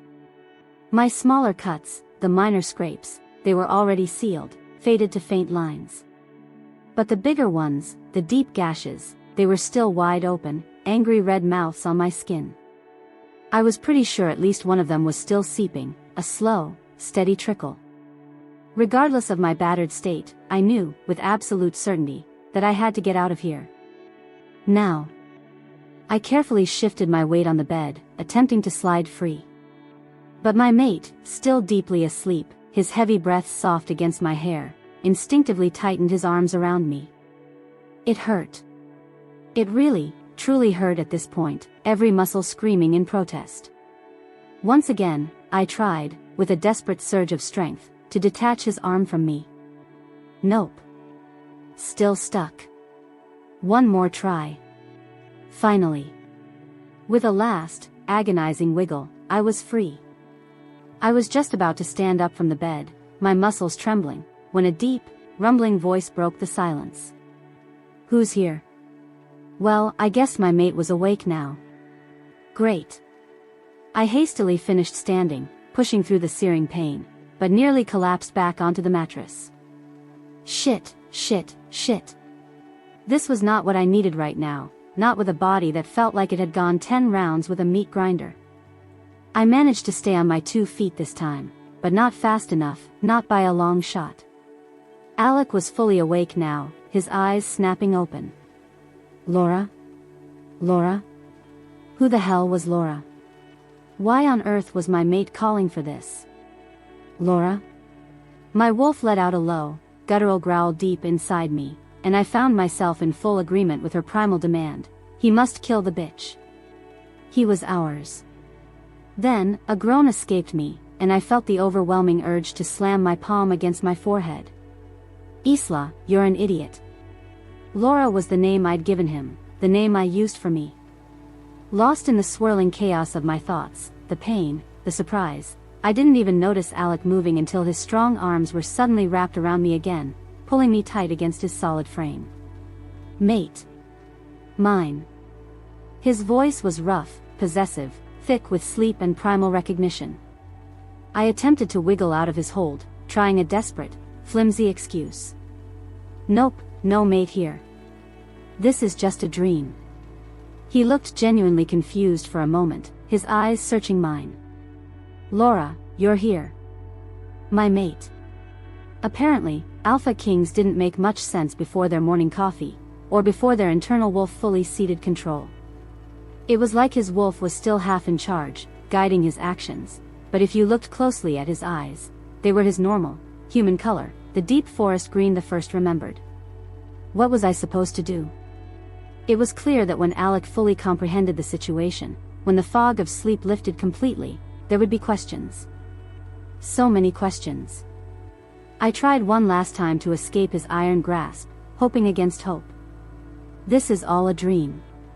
When you wake up, I will be gone. At my words, Alec was instantly, completely awake.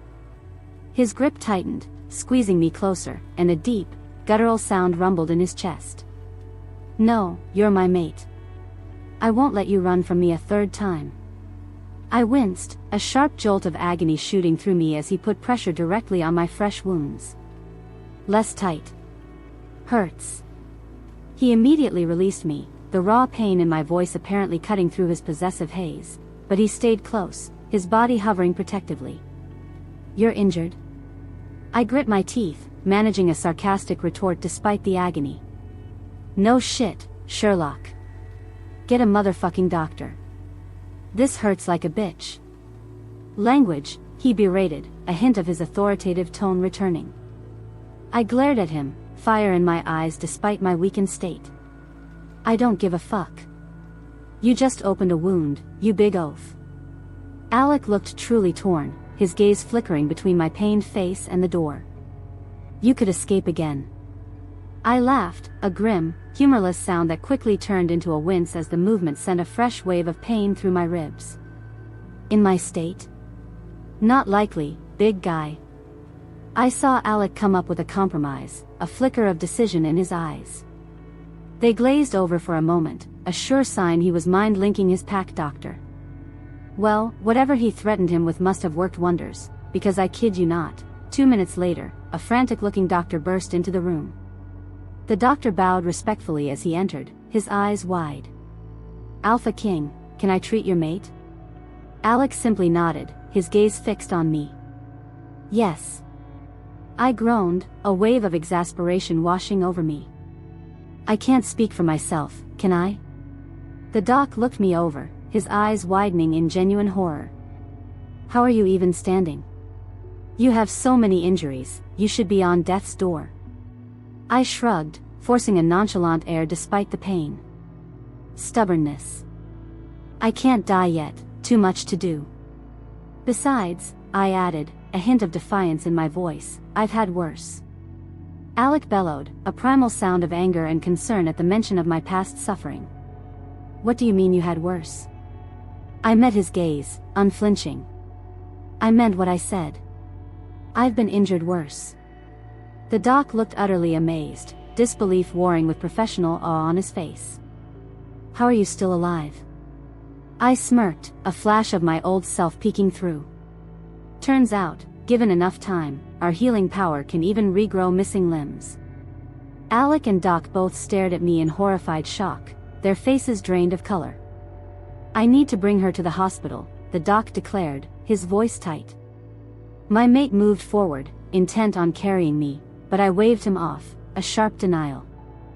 "I can walk on my own, thank you very much." "I wouldn't suggest it," the doc said, his voice laced with caution. I snapped at him, my patience thinning. I ran into this territory and climbed his walls like this. I'm sure I can walk down a couple of stairs. I stormed out dramatically, determined to prove my point, before quickly turning back, realizing I had no idea where I was going. "Where are we going?" The doc, still looking stunned, showed me the way. It didn't hurt that much, honestly. I guess not everyone had the same pain tolerance I did. Being a rogue must have done wonders for my healing ability, if Doc's reaction was anything to go by. I had to walk with Doc in front of me, nervously leading the way, and my mate breathing down my neck, a possessive shadow. It was really annoying. The only upside to my multitude of injuries was the fact that Alec was too worried about my immediate well-being to ask the truly inconvenient questions. Like how I escaped the first 2 times, or the prison break, or how I got here in the first place, or why I was injured. I really, truly didn't want to get questioned right now. Soon enough, we were at the hospital wing. It was pretty small, compact, and thankfully, it wasn't busy. Every doctor and nurse we passed stared at my injuries in confusion and awe. Come on, didn't they see this often? Did no one else routinely get into a brutal fight with 25 wolves, then run a couple of miles, avoid guard patrols, climb a high wall, and sneak into their mate's bedroom? No one? Oh. Okay, then. What seemed to be the head doctor, a stern-looking man, stormed towards my doc, his voice a low growl.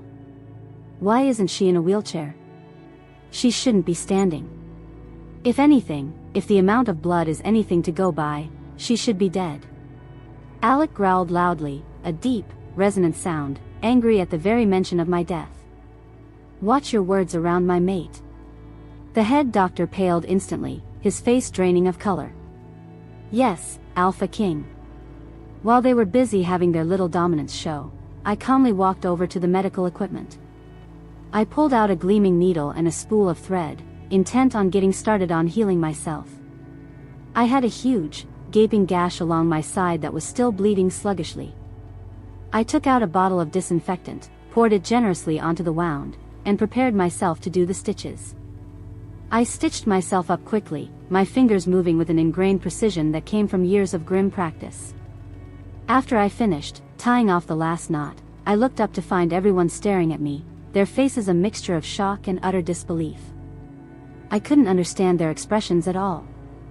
Alec was frozen, his face a mask of shock, while Doc and the head doc seemed to be in complete awe. I asked, genuinely puzzled, why are you all staring? The head doc managed to stammer out, you just stitched yourself up. I nodded, feeling like these people were a little slow on the uptake. Yes, I did.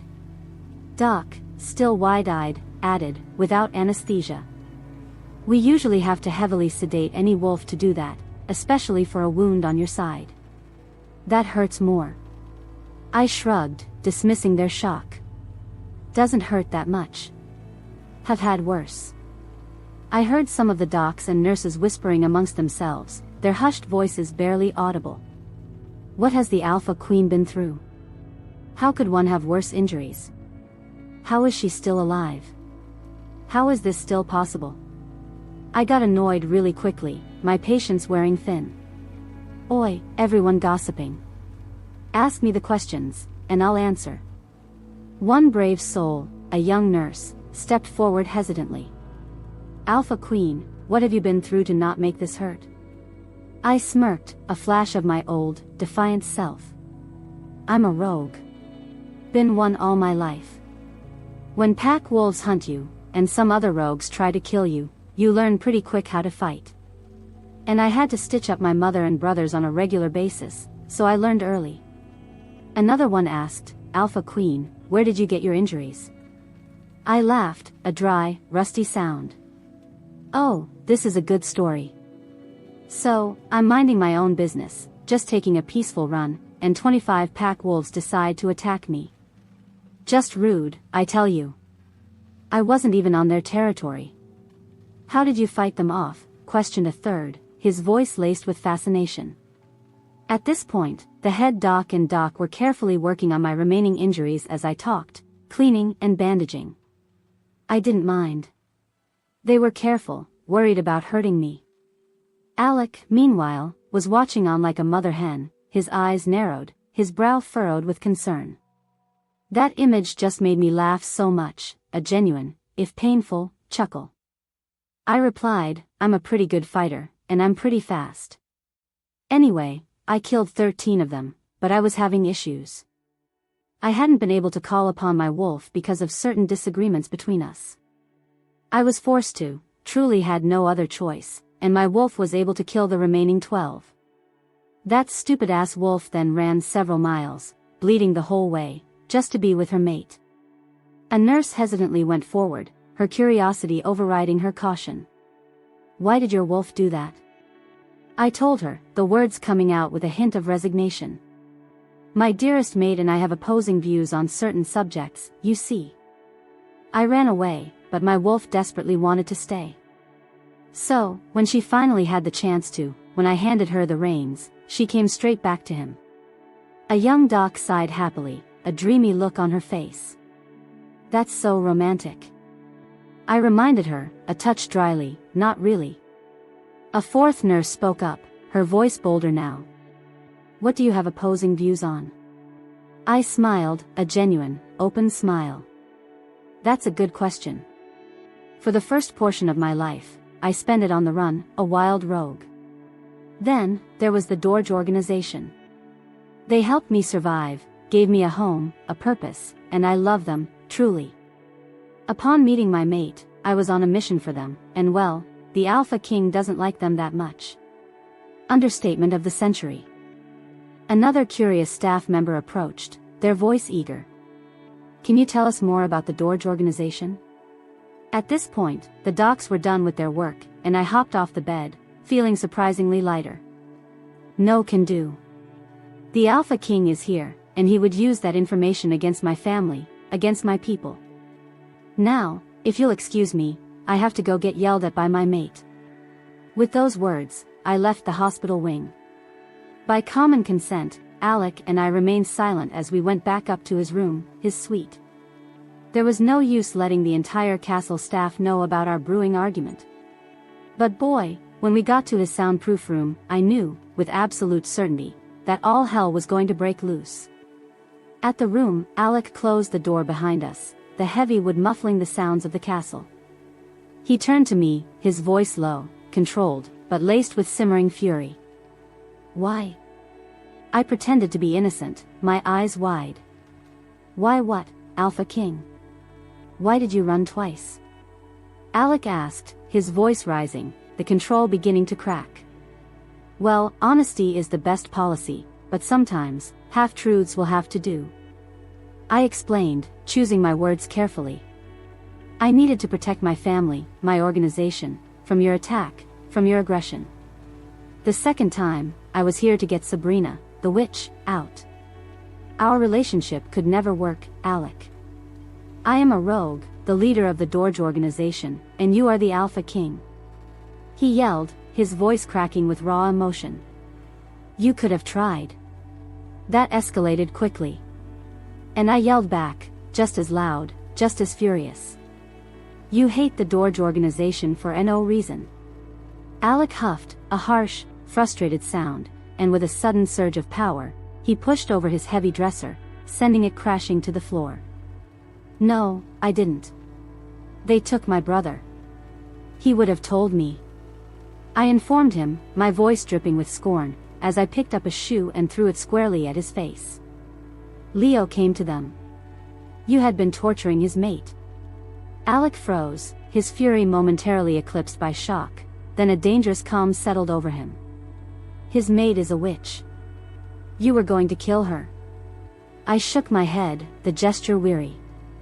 No, we can't. Why not?